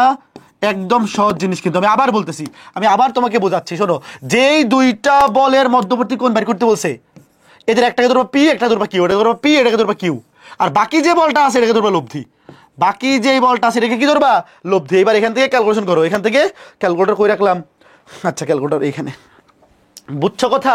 একদম ইজিলি বের করে ফেলতে পারবে। দেখো এটা তো ইজি, 4 থেকে 4 পেলে 0, 0 কে 2 ভাগ করলে 0, তাহলে cos কত ডিগ্রির মান? 0। আমরা জানি cos 90 ডিগ্রির মান 0, এটা তো ক্যালকুলেটর লাগে না। cos 90 ডিগ্রির মান 0। এই কথা বুঝছো? আমি আবার বলে দিচ্ছি, বারবার বলতেছি, কোনো বিন্দুতে ক্রিয়ারত তিনটা বল সাম্যাবস্থায় থাকলে যে কোনো দুইটা বলের লব্ধি হবে তৃতীয় বলের মানের সমান। এই সূত্র দিয়ে আমরা ম্যাথ করে ফেলবো কখন? যখন যে কোনো দুইটা বলের অন্তর্ভুক্ত কোণ চাইবে। আর একটা এমসিকিউ দেখাই, দেখো কি বলছে। একটি বস্তু ওনার উপরস্থ কোনো বিন্দুতে √3p, √2p এবং p তিনটা বল ক্রিয়ারত সাম্যাবস্থার সৃষ্টি করে। তোমাকে বলছে √2p এবং p মানের এই দুইটা বলের মধ্যবর্তী কোণ। দেখো, তুমি ধরো এই দুইটা বলের মধ্যবর্তী কোণ আলফা, ভালো মতো বোঝো ভাইয়া, যেই দুইটা বলের মধ্যবর্তী কোণ বের করতে বলছে, ধরো এই দুইটার মধ্যবর্তী কোণ আলফা, তো বাকি যে বলটা আছে কোনটা? এই যে √3p, এইটা হবে লব্ধি। বুঝছো? কথা বুঝছো? কোনো বিন্দুতে ক্রিয়া করে তিনটা বল সাম্যাবস্থায় থাকবে কখন? যখন দুইটা বলের লব্ধি হবে তৃতীয় বলের সমান। তো তোমাকে বাইর করতে বলছে এই দুইটা বলের মধ্যবর্তী কোণ, তাহলে এই দুইটাকে তুমি ধরো পি কিউ, মনে মনে এই দুইটাকে ধরো পি কিউ, আর এই যে তৃতীয় বলটাকে ধরো লব্ধি। তাহলে সূত্র বসাই দাও, লব্ধি স্কয়ার একবার বসে, আচ্ছা লিখে দিই, আর স্কয়ার সমান p square plus q square plus 2pq cos alpha. তাই দেখো, আর স্কয়ার লব্ধি স্কয়ার, এটাকে স্কয়ার করলে 3p square equal to p square, p square মানে ধরো √2p, মানে স্কয়ার করলে 2p square plus p square plus 2 into P Q, 2 into √2p into p cos alpha. তো এখানে খেয়াল করে দেখো, এখানেও সেম ঘটনা করতেছে, 3p স্কয়ার, এখানে 3p স্কয়ার, কাটা দিকে হবে 0, তাহলে ভাগ করে দিলে cos আলফা 0ই হবে, cos আলফা 0। এখানেও অ্যান্সার 90 ডিগ্রি। এখানে দুইটার অ্যান্সারই 90 ডিগ্রি, বাট সব সময় যে 90 ডিগ্রি আসবে তা তো না। ঠিক আছে, ওকে ফাইন, আশা করি বুঝতে পেরেছো। তাহলে সিমিলার টাইপের আরেকটা ম্যাথ, হাউস ওয়াইফ। হ্যাঁ, বুঝছো এই টাইপটা? দেখো খুবই চমৎকার একটা টাইপ। কি বলছে? কোনো বিন্দুতে তিনটা বল পি, √3p এবং p সাম্যাবস্থায় থাকলে প্রথম দুইটা বলের মধ্যবর্তী কোণ, এই যে প্রথম দুইটা বল, তুমি ধরবা এই দুইটা বলের মধ্যবর্তী কোণ আলফা, তো এদেরকে একটাকে ধরবা পি, একটাকে কিউ, এবং অবশিষ্ট যে বলটা আছে সেটাকে ধরবা আর। বাকি অবশিষ্ট যে বলটা থাকবে সেটা আর, তারপর সামান্তরিক সূত্র, আর স্কয়ার সমান p square plus q square plus 2pq cos alpha. আমি উত্তর দেখাই দেবো ক্লাস শেষে। ঠিক আছে, ওকে ফাইন। এরপরে খেয়াল করে দেখো, এখানে কি বলছে? কোনো বিন্দুতে 60 ডিগ্রি কোণে ক্রিয়ারত দুইটি সমান বলকে একই বিন্দুতে ক্রিয়ারত 9 নিউটন বলের সাহায্যে সাম্যাবস্থায় রাখলে সমান বল কত? খেয়াল করে দেখো ভাই, দুইটা সমান বল, ধরো আলফা হচ্ছে 60 ডিগ্রি, 60 ডিগ্রি কোণে ক্রিয়ারত দুইটা সমান বল, ধরো দুইটা বলের মানে হচ্ছে পি এবং পি। এই দুইটা সমান বলকে 9 নিউটন বলের সাহায্যে সাম্যাবস্থায় রাখা যায়। তার মানে কি? এই আগের জিনিসটাই তো, এখানে বল আছে কয়টা? তিনটা, পি পি 9 নিউটন, তিনটা মিলে কি আছে? সাম্যাবস্থায় আছে, মানে ভারসাম্যে আছে। বা সাম্যাবস্থায় আছে, কথা তো একই। তাহলে অবশ্যই তিনটা বল কোনো বিন্দুতে ক্রিয়া করে সাম্যাবস্থায় থাকে মানে কি, এই দুইটা বলের লব্ধি হবে এইটা। এই কথা বুঝছো? তোমাকে বাইর করতে বলছে কি, দেখো এই যে পি এর মান, তোমাকে এই দুইটা সমান বল বাইর করতে বলছে, এবং এই দুইটার মধ্যবর্তী কোণ দেওয়া আছে আলফা। তাহলে টোটাল বল আছে তিনটা, এই তিনটা বল মিলে কি আছে, সাম্যাবস্থায় আছে। তাহলে এই দুইটা বলের লব্ধি হবে এই 9 নিউটন। তাহলে বসাই দাও আর স্কোয়ার, একবার বসে আর স্কোয়ার মানে 9 স্কোয়ার সমান P square plus P square plus 2 into P 2p square cos 60 degree. এখান থেকে ক্যালকুলেশন করে আলফা বের করবা, সরি আলফা না তো পি, খুব সহজ, আমি আনসার দেখাই দিব। এখান থেকে ক্যালকুলেশন করে পি এর মানটা বের করবা, হাউস ওয়াইফ দিলাম এটা, ঠিক আছে? Okay fine fine fine. তারপরে দেখো সেম টাইপের আরেকটা প্রশ্ন ভাই, এই টাইপটা কিন্তু পরীক্ষায় অনেক বেশি আসে। দেখো √37 3 4 নিউটন মানে তিনটি বল একটি বস্তুর উপর ক্রিয়া করে ভারসাম্য সৃষ্টি করছে। 3 নিউটন এবং 4 নিউটন বলের মধ্যবর্তী কোণ দেখো, এই যে সেম প্রশ্ন হাউস ওয়াইফ, এই দুইটার মধ্যবর্তী কোণ চাইছে ধরো আলফা। তাহলে এদের একটাকে ধরো পি, একটাকে ধরো কিউ, এবং এই যে √37 সেটাকে ধরো আর, √37 সেটাকে ধরো আর, হাউস ওয়াইফ। ভাই এইটা কিন্তু অনেক বেশি ইম্পর্টেন্ট, বোর্ডে কতবার আসছে দেখতেই পারতেছো। তারপরে এটা হাউস ওয়াইফ, এইগুলা আজকে ক্লাসে যেই বেসিক পড়াইছি এগুলা বুঝে থাকলে এগুলা নিজেরাই করতে পারবা, একদম সহজ সহজ ব্যাপার, ঠিক আছে? ওকে ফাইন, ঠিক আছে। তো এরই মাধ্যমে আমাদের 8.2 শেষ হইলো, এখন আমরা 8.3 শুরু করব। তো 8.3 থেকে এমসিকিউ জাস্ট ভাই দুইটা টাইপ থেকে আসে, বোর্ড পরীক্ষায় এই দুইটা টাইপই ঘুরে ফিরে আসে, সদৃশ সমান্তরাল বল আর বিসদৃশ সমান্তরাল বল, ডিরেক্ট সূত্র বসায় দিলে ম্যাথ হয়ে যায়। তো শুরুতেই খেয়াল করে দেখো, এই যে দুইটা সমান্তরাল বল যদি একই দিকে কাজ করে তাহলে তাদেরকে বলে সদৃশ সমান্তরাল। লিখো এটা হচ্ছে সদৃশ সমান্তরাল বল, সদৃশ সমান্তরাল বল, আর ওটা হচ্ছে বিসদৃশ সমান্তরাল, বিসদৃশ সমান্তরাল। হ্যাঁ, যদি বিপরীত দিকে কাজ করে, দুইটা সমান্তরাল বল যদি কোনো একটা অনর বস্তুর উপর একই দিকে কাজ করে তখন তাদেরকে বলা হয় সদৃশ সমান্তরাল বল, আর যদি বিপরীত দিকে কাজ করে তাহলে বিসদৃশ সমান্তরাল বল। এখন খেয়াল করে দেখো, দুইটা সদৃশ সমান্তরাল বল ধরো একটা পি একটা কিউ, এদের লব্ধি কোথায় কাজ করবে, এদের অভ্যন্তরে কোথাও, যেটা বড়, যেই বলটা বৃহত্তর তার কাছাকাছি। এটা দেখে কি মনে হচ্ছে, ধরো পি একটু বড় মনে হচ্ছে, তাহলে ধরো লব্ধিটা পি এর কাছাকাছি থাকবে, লব্ধিটা বৃহত্তর বলের কাছাকাছি থাকে।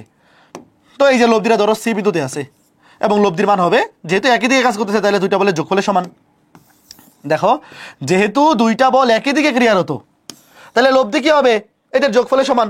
আর বিপরীত দিকে ক্রিয়া করলে কি হয়, লব্ধি হয় বিয়োগফলের সমান, সেক্ষেত্রে বড় থেকে ছোট বিয়োগ হয়। তো এখানে খেয়াল করে দেখো, এই সদৃশ সমান্তরাল বলের বেলায় সূত্রটা কি, সূত্রটা হচ্ছে পি ইন্টু মানে যে কোনো একটা বল ইন্টু ওই বলের ক্রিয়াবিন্দু থেকে লব্ধির ক্রিয়াবিন্দু দূরত্ব পি ইন্টু এসি সমান কিউ ইন্টু অপর আরেকটা বল কিউ ইন্টু কিউ বলের ক্রিয়াবিন্দু থেকে লব্ধির ক্রিয়াবিন্দু দূরত্ব কিউ ইন্টু বিসি।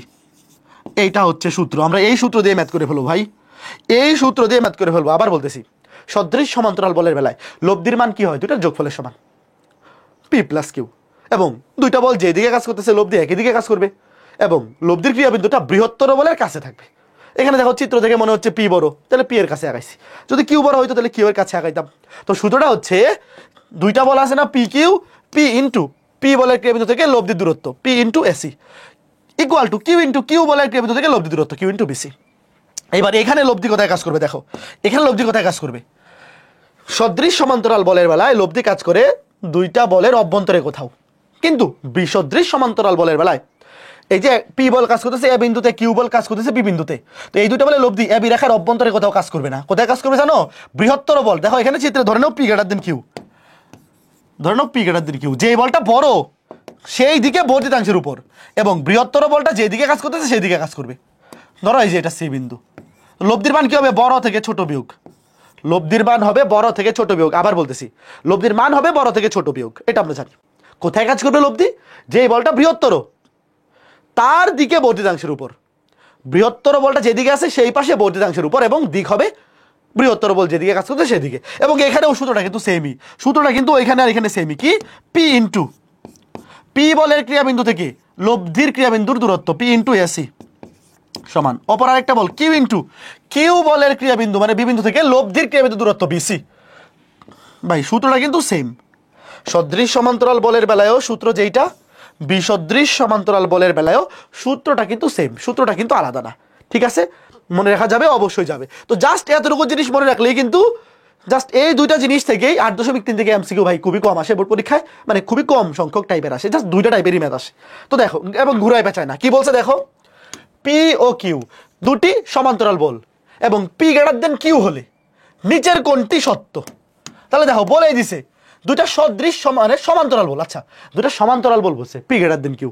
তাহলে এখন এই চিত্র দেখা যাচ্ছে, চিত্রগুলো কি মনে একটু দেখা যাচ্ছে, আচ্ছা স্লাইডে একটু দেখা যাবে, খেয়াল করে দেখো, এই যে পি কিউ একই দিকে ক্রিয়া করতেছে, তাহলে পি প্লাস কিউ লব্ধির মান যেহেতু একই দিকে এবং পি এর কাছে, এটাই তো সঠিক, এই প্রথমটাই তো সঠিক। দেখো এই যে পি কাজ করতেছে এখানে, কিউ কাজ করতেছে এখানে, দুইটা সদৃশ সমান্তরাল, তাহলে লব্ধি হবে যোগফলের সমান, এবং যেহেতু পি বড় তাহলে লব্ধিটা পি এর কাছে থাকবে, এটা তো প্রথমটাই সঠিক হয়ে গেছে। আচ্ছা বাকিগুলোও চেক করে দিচ্ছি, প্রথমটাই সঠিক হয়ে গেছে। তারপরে এখানে দেখো যেহেতু প্রশ্নে বলা আছে পি বড় কিউ ছোট, তাহলে লব্ধিটা অবশ্যই বিসদৃশ সমান্তরাল বল হলে লব্ধিটা এই দিকে থাকবে, পি এর দিকে থাকবে, পি যেই দিকে আছে এই দিকে থাকবে, তাহলে এটা হবে না। থাকার কথা হচ্ছে পি যেহেতু বড়, পি যেদিকে আছে এইদিকে বর্ধিতাংশের উপর এবং চিত্র হওয়ার কথা পি এর দিকে ডিরেকশন। এখানেও দেখো না এটা হবে না, দুটা বিসদৃশ সমান্তরাল বলে লব্ধি অভ্যন্তরে কোথাও কাজ করে না, বাইরে কাজ করে, আর এটা তো হবেই না, এখানে লব্ধি বাইরে চলে গেছে। দেখো বাকি সবগুলো কিন্তু হয় নাই, সবগুলা ভুয়া, সবগুলা ভুয়া জিনিস, শুধুমাত্র এ সঠিক। ঠিক আছে, তারপরে আরো দেখো আরো একটা এমসিকিউ চিত্র দিয়ে আসছে, কি বলছে, পি ও কিউ দুটি সমান্তরাল বল এবং পি লেস দেন কিউ, এই আবার সেম জিনিস, খালি এখানে পি লেস দেন কিউ। এবার দেখো পি লেস দেন কিউ, তো পি যেহেতু কিউ এর সাথে ছোট মানে কিউ বড়, তাহলে লব্ধি কিউ এর কাছাকাছি হওয়া উচিত, এটা তো পি এর কাছে হয়ে গেছে, এটা হবে না। এইবার এটা সঠিক, দেখো এই যে কিউ বড় পি ছোট বিসদৃশ সমান্তরাল, যেহেতু কিউ বড় তাই লব্ধি অবশ্যই কিউ এর বর্ধিতাংশের দিকে থাকবে, এইদিকে থাকবে, এবং লব্ধির মান হবে বড় থেকে ছোট বিয়োগ, এই যে সঠিক। দেখছো সুন্দর সুন্দর এমসিকিউ, কিন্তু সুন্দর সুন্দর এমসিকিউ। এরপরে এখানে দেখো ভাই, এখানে দেখো কিউ বড়, তাহলে বিসদৃশ সমান্তরাল পি আর কিউ হইলে লব্ধি অবশ্যই পি এর দিকে থাকবে না, এখানেও বিসদৃশ সমান্তরাল হইলে লব্ধি অবশ্যই অভ্যন্তরে থাকবে না। বাকি সবগুলা কিন্তু ভুল, এই বুঝতেছো, বুঝতেছো কথা? এই দেখো এখানে সদৃশ সমান্তরাল হইলে লব্ধি হবে যোগফলের সমান, কথা সত্য, তবে যেহেতু এখানে কিউ বড় লব্ধিটা কিন্তু কিউ এর কাছে থাকা উচিত, পি এর কাছে হয়ে গেছে, হবে না। আর এগুলো তো হবেই না, এখানে কিউ বড় তাহলে লব্ধি পি এর দিকে হবে না, পি এর দিকে হবে না, হবে কিউ এর দিকে, এবং কিউ এর দিকে বর্ধিতাংশের উপর, আর অভ্যন্তরে তো হবেই না। জাস্ট এই যে দেখো এই চিত্রগুলা, এই যে দুইটা চিত্র খালি বুঝতে পারলেই পরীক্ষায় কিন্তু ইজিলি এই টাইপের এমসিকিউ অ্যান্সার করে বলা সম্ভব। এই এই চিত্রগুলা হয়তো ক্লাসে অনেক ভালো মতো দেখা যাচ্ছে না, আমি সামনে টিভি স্ক্রিনে দেখতেছি যে খুব বেশি ক্লিয়ার না, বাট স্লাইডে ক্লিয়ার থাকবে। তোমরা যদি এখানে ক্লাসে দেখতে এটা অসুবিধা হয় চিত্রগুলো, আশা করি দেখতে অসুবিধা হবে না, একটু জুম করে দেখতে পারবা, বাট লেকচার স্লাইডে দেখলে ক্লিয়ার হয়ে যাবে। ঠিক আছে, এইবার দেখো ভাই এখান থেকে এই যে 8.3 থেকে খালি দুইটা টাইপের প্রশ্ন আসে, খালি দেখো হয় সদৃশ সমান্তরাল অথবা বিসদৃশ সমান্তরাল, ডিরেক্ট সূত্র বসা দিলে হয় পি ইন্টু এসি সমান কিউ ইন্টু বিসি, শেষ। দেখো কি বলছে, 12 নিউটন ও 8 নিউটন দুটি সমান্তরাল বল 10 মিটার লম্বা একটা হালকা দণ্ডের দুই প্রান্তে কার্যকর হলে বৃহত্তর বল হতে লব্ধি কত দূরে ক্রিয়া করে। দেখো ভাই খুবই সহজ প্রশ্ন, 12 নিউটন এবং 8 নিউটন দুইটা সমান্তরাল বল, ধরো শোনো এখানে সদৃশ সমান্তরাল নাকি বিসদৃশ সমান্তরাল উল্লেখ করা নাই, যদি উল্লেখ করা না থাকে তাহলে অলওয়েজ সদৃশ সমান্তরাল ধরে ম্যাথ করে ফেলবা। দেখো একটা দণ্ড 10 মিটার লম্বা, এই দণ্ডের দৈর্ঘ্য কত 10 মিটার লম্বা, ধরো এখানে কাজ করতেছে একটা বল হচ্ছে 12 নিউটন, একটা বল 12 নিউটন, আর এখানে কাজ করতেছে আরেকটা বল, ধরো এটা একটু ছোট, বুঝছে, বড় ছোট করে আঁকাইলে হবে, এটা রাফ চিত্র, একটু ছোট করে আঁকাই। দেখো এই যে এখানে কাজ করতেছে 12 নিউটন, এখানে কাজ করতেছে 8 নিউটন, হ্যাঁ, ধরো এই যে এটা হচ্ছে এ, এটা হচ্ছে বি, তোমাকে বলছে 12 নিউটন ও 8 নিউটন দুটি সমান্তরাল বল 10 মিটার লম্বা একটা দণ্ডের দুই প্রান্তে কার্যকর হলে বৃহত্তম বলতে লব্ধি যত দূরে ক্রিয়া করে। ভাই লব্ধিটা তো অবশ্যই বৃহত্তর বলের কাছে থাকবে, লব্ধিটা অবশ্যই বৃহত্তর বলের কাছে থাকবে, আমরা লব্ধিটা বৃহত্তর বলের কাছে আঁকাইলাম, সি বিন্দুতে ধরো লব্ধি, তো লব্ধির মান কত, বড় আর ছোট যোগ, যেহেতু একই দিকে, যেহেতু এখানে সদৃশ সমান্তরাল বল আমরা ধরছি, তাহলে লব্ধির মান কত হবে 12 আর 8 20। শোনো প্রশ্ন নর্মালি উল্লেখ করে দিবে সদৃশ সমান্তরাল নাকি বিসদৃশ সমান্তরাল উল্লেখ করে দিবে, যদি উল্লেখ না করে তাহলে সদৃশ সমান্তরাল ধরে ফেলবা, তাহলে 20। এবার তোমার কাছে চাইছে কি, দেখো তোমার কাছে চাইছে দণ্ডের দুই প্রান্তে কার্যকর হলে বৃহত্তর বল হতে লব্ধি যত দূরে, এই যে দেখো এতটুকু, ধরো এটা দল এক্স, বৃহত্তর বল হতে লব্ধি দূরত্ব এক্স, তবে এটা যদি এক্স হয় এতটুকু কত 10 - x, কারণ পুরোটা তো 10, বুঝো নাই, এতটুকু এক্স, আমরা বের করবো এক্স এর মান, আমরা বাইর করবো এক্স এর মান, তো এতটুকু এক্স হলে এটা কত হবে পুরোটা থেকে এক্স বিয়োগ 10 - x, তাহলে এবার দেখো সূত্র কি, সূত্র হচ্ছে দেখো এখানে কিন্তু লব্ধির মানে কোনো কাজ নাই, এই সূত্রগুলোতে এই লব্ধির মানে কোনো কাজ নাই। যদি পরীক্ষায় বলতো যে সদৃশ্য সমান্তরাল দুটো বল, একটা 12 নিউটন, একটা 8 নিউটন, লব্ধির মান কত, তাইলে তুমি বলতা 20 নিউটন। এবার দেখো উত্তর কি হবে, 12 ইন্টু এই বলের ক্রিয়াবিন্দু থেকে লব্ধির দূরত্বের গুণফল 12 ইন্টু এক্স সমান বাকি আরেকটা বল 8 ইন্টু এই বলের ক্রিয়াবিন্দু থেকে লব্ধির দূরত্বের গুণফল 10 - x। কথা বুঝছো? এখান থেকে এক্স বের করো, এখান থেকে এক্স বাইর করো। দেখো এখান থেকে এক্স বাইর করো, কত হবে? -8x বার হয়েছে হবে 20x। 20x সমান 8 2 80। তাহলে 80কে 20 দিয়ে ভাগ করলে 4 মিটার। উত্তর মিটার না একক? হ্যাঁ, উত্তর হচ্ছে মিটার। আশা করি বুঝতে পেরেছো। খুবই সুন্দর ম্যাথ ছিল না? খুবই চমৎকার ম্যাথ ভাই। বোর্ড পরীক্ষায় ঘুরে ফিরে এই টাইপের প্রশ্নগুলাই আসে। তুমি যদি এটা বুঝে থাকো বাকি সবগুলো পারবা। দেখো এই যে সেম টাইপের প্রশ্ন তোমাকে কি বলছে, দেখো এ ও বি বিন্দুতে ক্রিয়ারত 45 নিউটন ও 15 নিউটন বিসদৃশ। এই দেখো একটা সদৃশের ম্যাথ করলাম, এবার একটা বিসদৃশের ম্যাথ করব।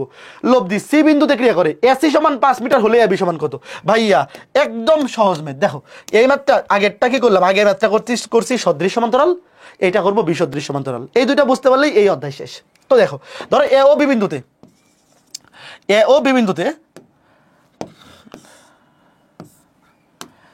দেখো এই যে ধরো এ আর এই যে ধরো বি, এ ও বি বিন্দুতে 45 নিউটন, ধরো এই যে এটা 45 আর এটা 15 নিউটন, যেহেতু বিসদৃশ সমান্তরাল ধরো একটা নিলাম এইদিকে আর একটা এইদিকে 15 নিউটন।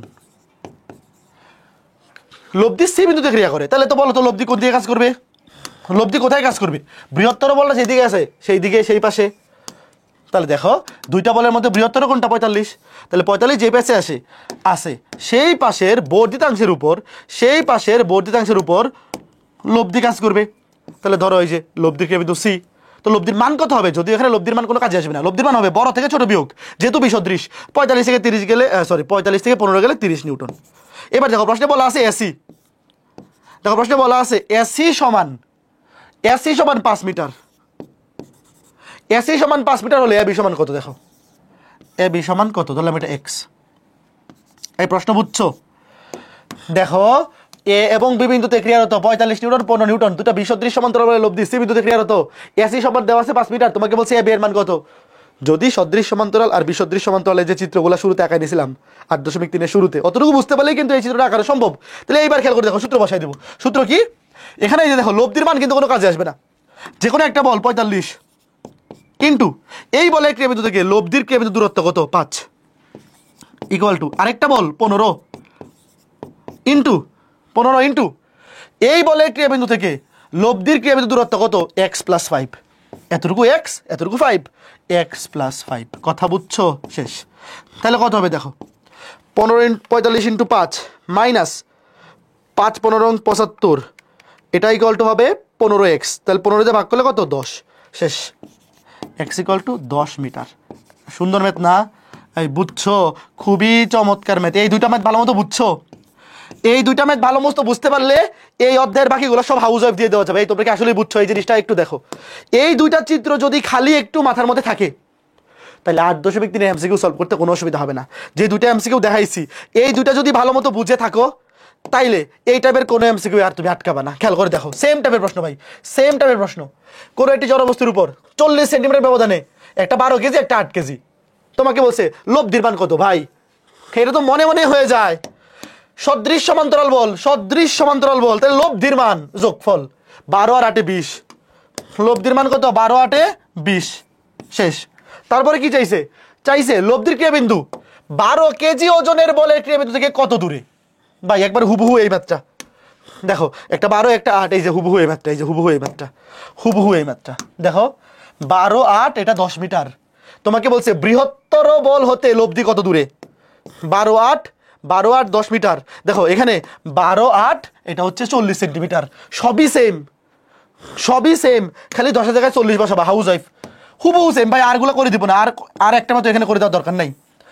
এই ম্যাথটা দেখো ভাই, হুবহু সেম ম্যাথ, একেবারে হুবহু সেম ম্যাথ। 15 কেজি 9 কেজি ওজনের দুইটা সমান্তরাল বল 32 সেন্টিমিটার ব্যবধানে ক্রিয়া করে।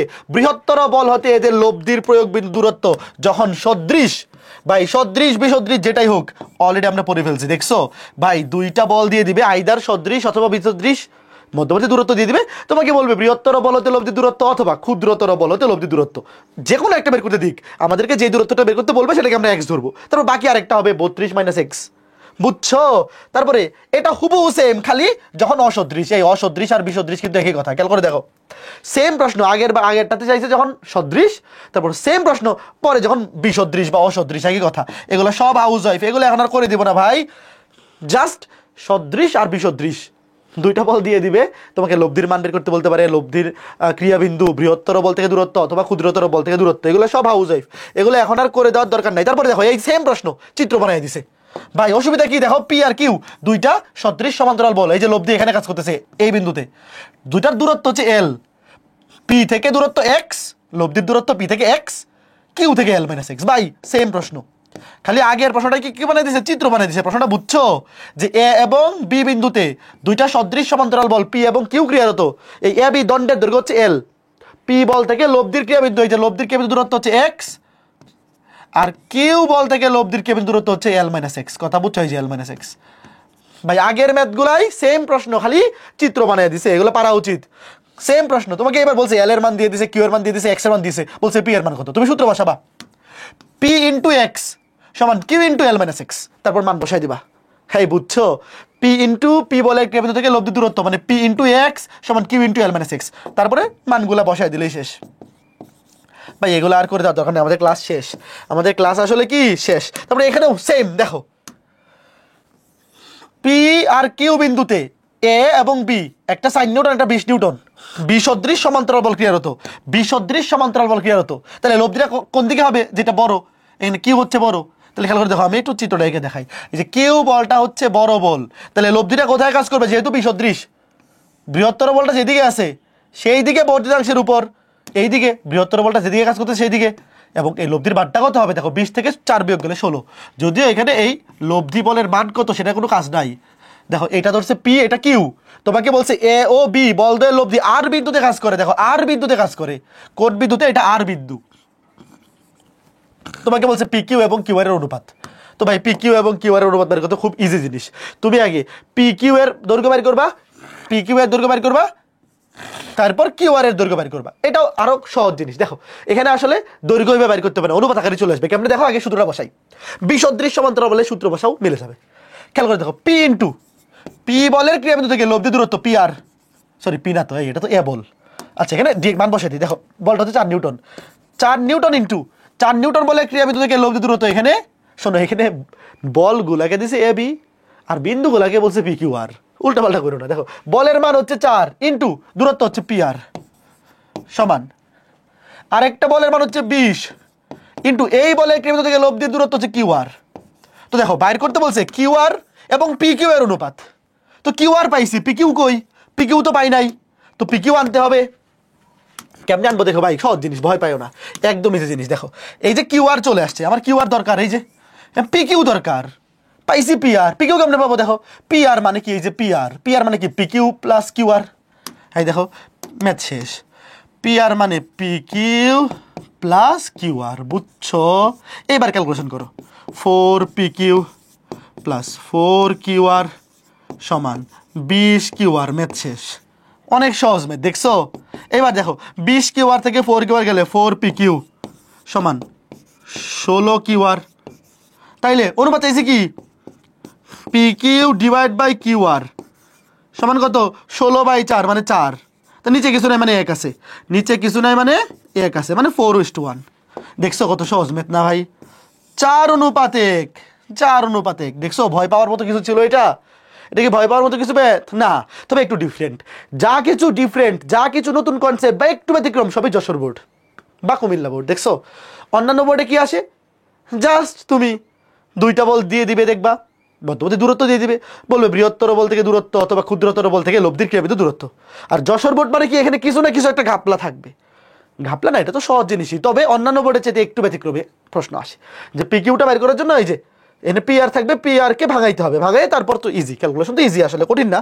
তবে যশোর বোর্ড আর কুমিল্লা বোর্ড যারা আছে, তোমরা এই ধরনের ম্যাথগুলো একটু ভালো মতো প্র্যাকটিস করে যাবা। তারপর এটা হাউস ওয়াইফ, সেম টাইপের প্রশ্ন সবই দেওয়া আছে, এখানে একেবারে মান দিয়ে দিছে ভাই, এগুলো নিজেরা করবে। দেখো কুমিল্লা বোর্ড, এই যে কুমিল্লা বোর্ডের প্রশ্ন, এটা কিন্তু সহজ প্রশ্নই, কিন্তু একটু ইজি জিনিস। আমি একটু বলে দিই, দেখো 30 মিটার লম্বা একটা রড, এক প্রান্তে আছে 20 কেজি আর একটা 5 কেজি পি কেজি, লব্ধি সি বিন্দুতে ক্রিয়াশীল, এসি এর দৈর্ঘ্য দেওয়া আছে, ইজি কিন্তু চিত্র খালি আঁকাবা। দুইটা, একটা রডে দুইটা বস্তু ঝুলানো আছে, এই শোনো, একটা রডে দুইটা বস্তু ঝুলানো মানে কি, এটা ওজন দুইটা নিচে দিয়ে কাজ করতেছে, সদৃশ সমান্তরাল, এটা কিন্তু মনে মনে বুঝে নিতে হবে। ধরো তোমাকে বললো একটা দণ্ডের মধ্যে দুই প্রান্তে দুইটা বস্তু ঝুলাই দেওয়া হয়েছে, তো ঝুলাই দেওয়া হয়েছে মানে দুইটার ওজনই নিচে দিয়ে কাজ করতেছে, মানে সদৃশ সমান্তরাল। তো এইটা এস এর দৈর্ঘ্য দেওয়া আছে, ইজিলি পি বের করে ফেলা যাবে সদৃশ সমান্তরাল বলে সূত্র দিয়ে। কি হবে সূত্রটা, কি হবে, পি ইন্টু এসি সমান q into BC, p into AC সমান কিউ ইন্টু বিসি, মান বসাই দিলে ইজিলি পাওয়া যাবে। এসি যদি 20 হয় তাহলে বিসি কত হবে, 30 মাইনাস 20 মানে 10, বুঝছো? ওকে ফাইন ফাইন ফাইন, আমি অ্যান্সার দেখাই দিব, ক্লাস শেষে অ্যান্সার দেখাই দিব, নিজেরা করে নিবা, মিলাই নিবা। তারপরে এটা হাউস ওয়াইফ, এগুলো সব হাউস ওয়াইফ, এগুলো সব কনসেপ্ট অলরেডি আমরা পড়াই ফেলছি, এগুলো নিজেরা করবা, অলরেডি সব পড়াই ফেলছি। খেয়াল করে দেখো, সদৃশ হলে লব্ধি কত, বিসদৃশ হলে লব্ধি কত, অসদৃশ মানে বিসদৃশ এবং লব্ধি আর বিন্দু কমে হলে কিউআর এর মান কেমনে বের করতে হয়, এই সবগুলো কনসেপ্ট আমরা অলরেডি পড়াই ফেলছি। সূত্র কিন্তু একটাই ভাই, সদৃশ সমান্তরাল বল হোক কিংবা বিসদৃশ সমান্তরাল বল হোক, সূত্র কিন্তু একটাই, পি ইন্টু এসি সমান কিউ ইন্টু বিসি। এ আর বি বিন্দুতে দুইটা বল, পি আর কিউ ক্রিয়ারত হইলে লব্ধি যদি সি বিন্দুতে ক্রিয়া করে তাহলে পি ইন্টু এসি সমান কিউ ইন্টু বিসি। যে কোনো একটা বল ইন্টু ওই বলের ক্রিয়াবিন্দু থেকে লব্ধির ক্রিয়াবিন্দু দূরত্বের গুণফল, দুইটা কি হবে, সমান হবে। ঠিক আছে, তারপরে এই যে এটা একটা প্রমাণ, এটা দেখবা 8.3 বোর্ড পরীক্ষায় রিটেনে সৃজনশীল অনেক বেশি আসে, বাট এই প্রমাণটা এমসিকিউতে কাজে লাগবে, একটু খেয়াল করে দেখো, এমসিকিউতে কাজে লাগবে।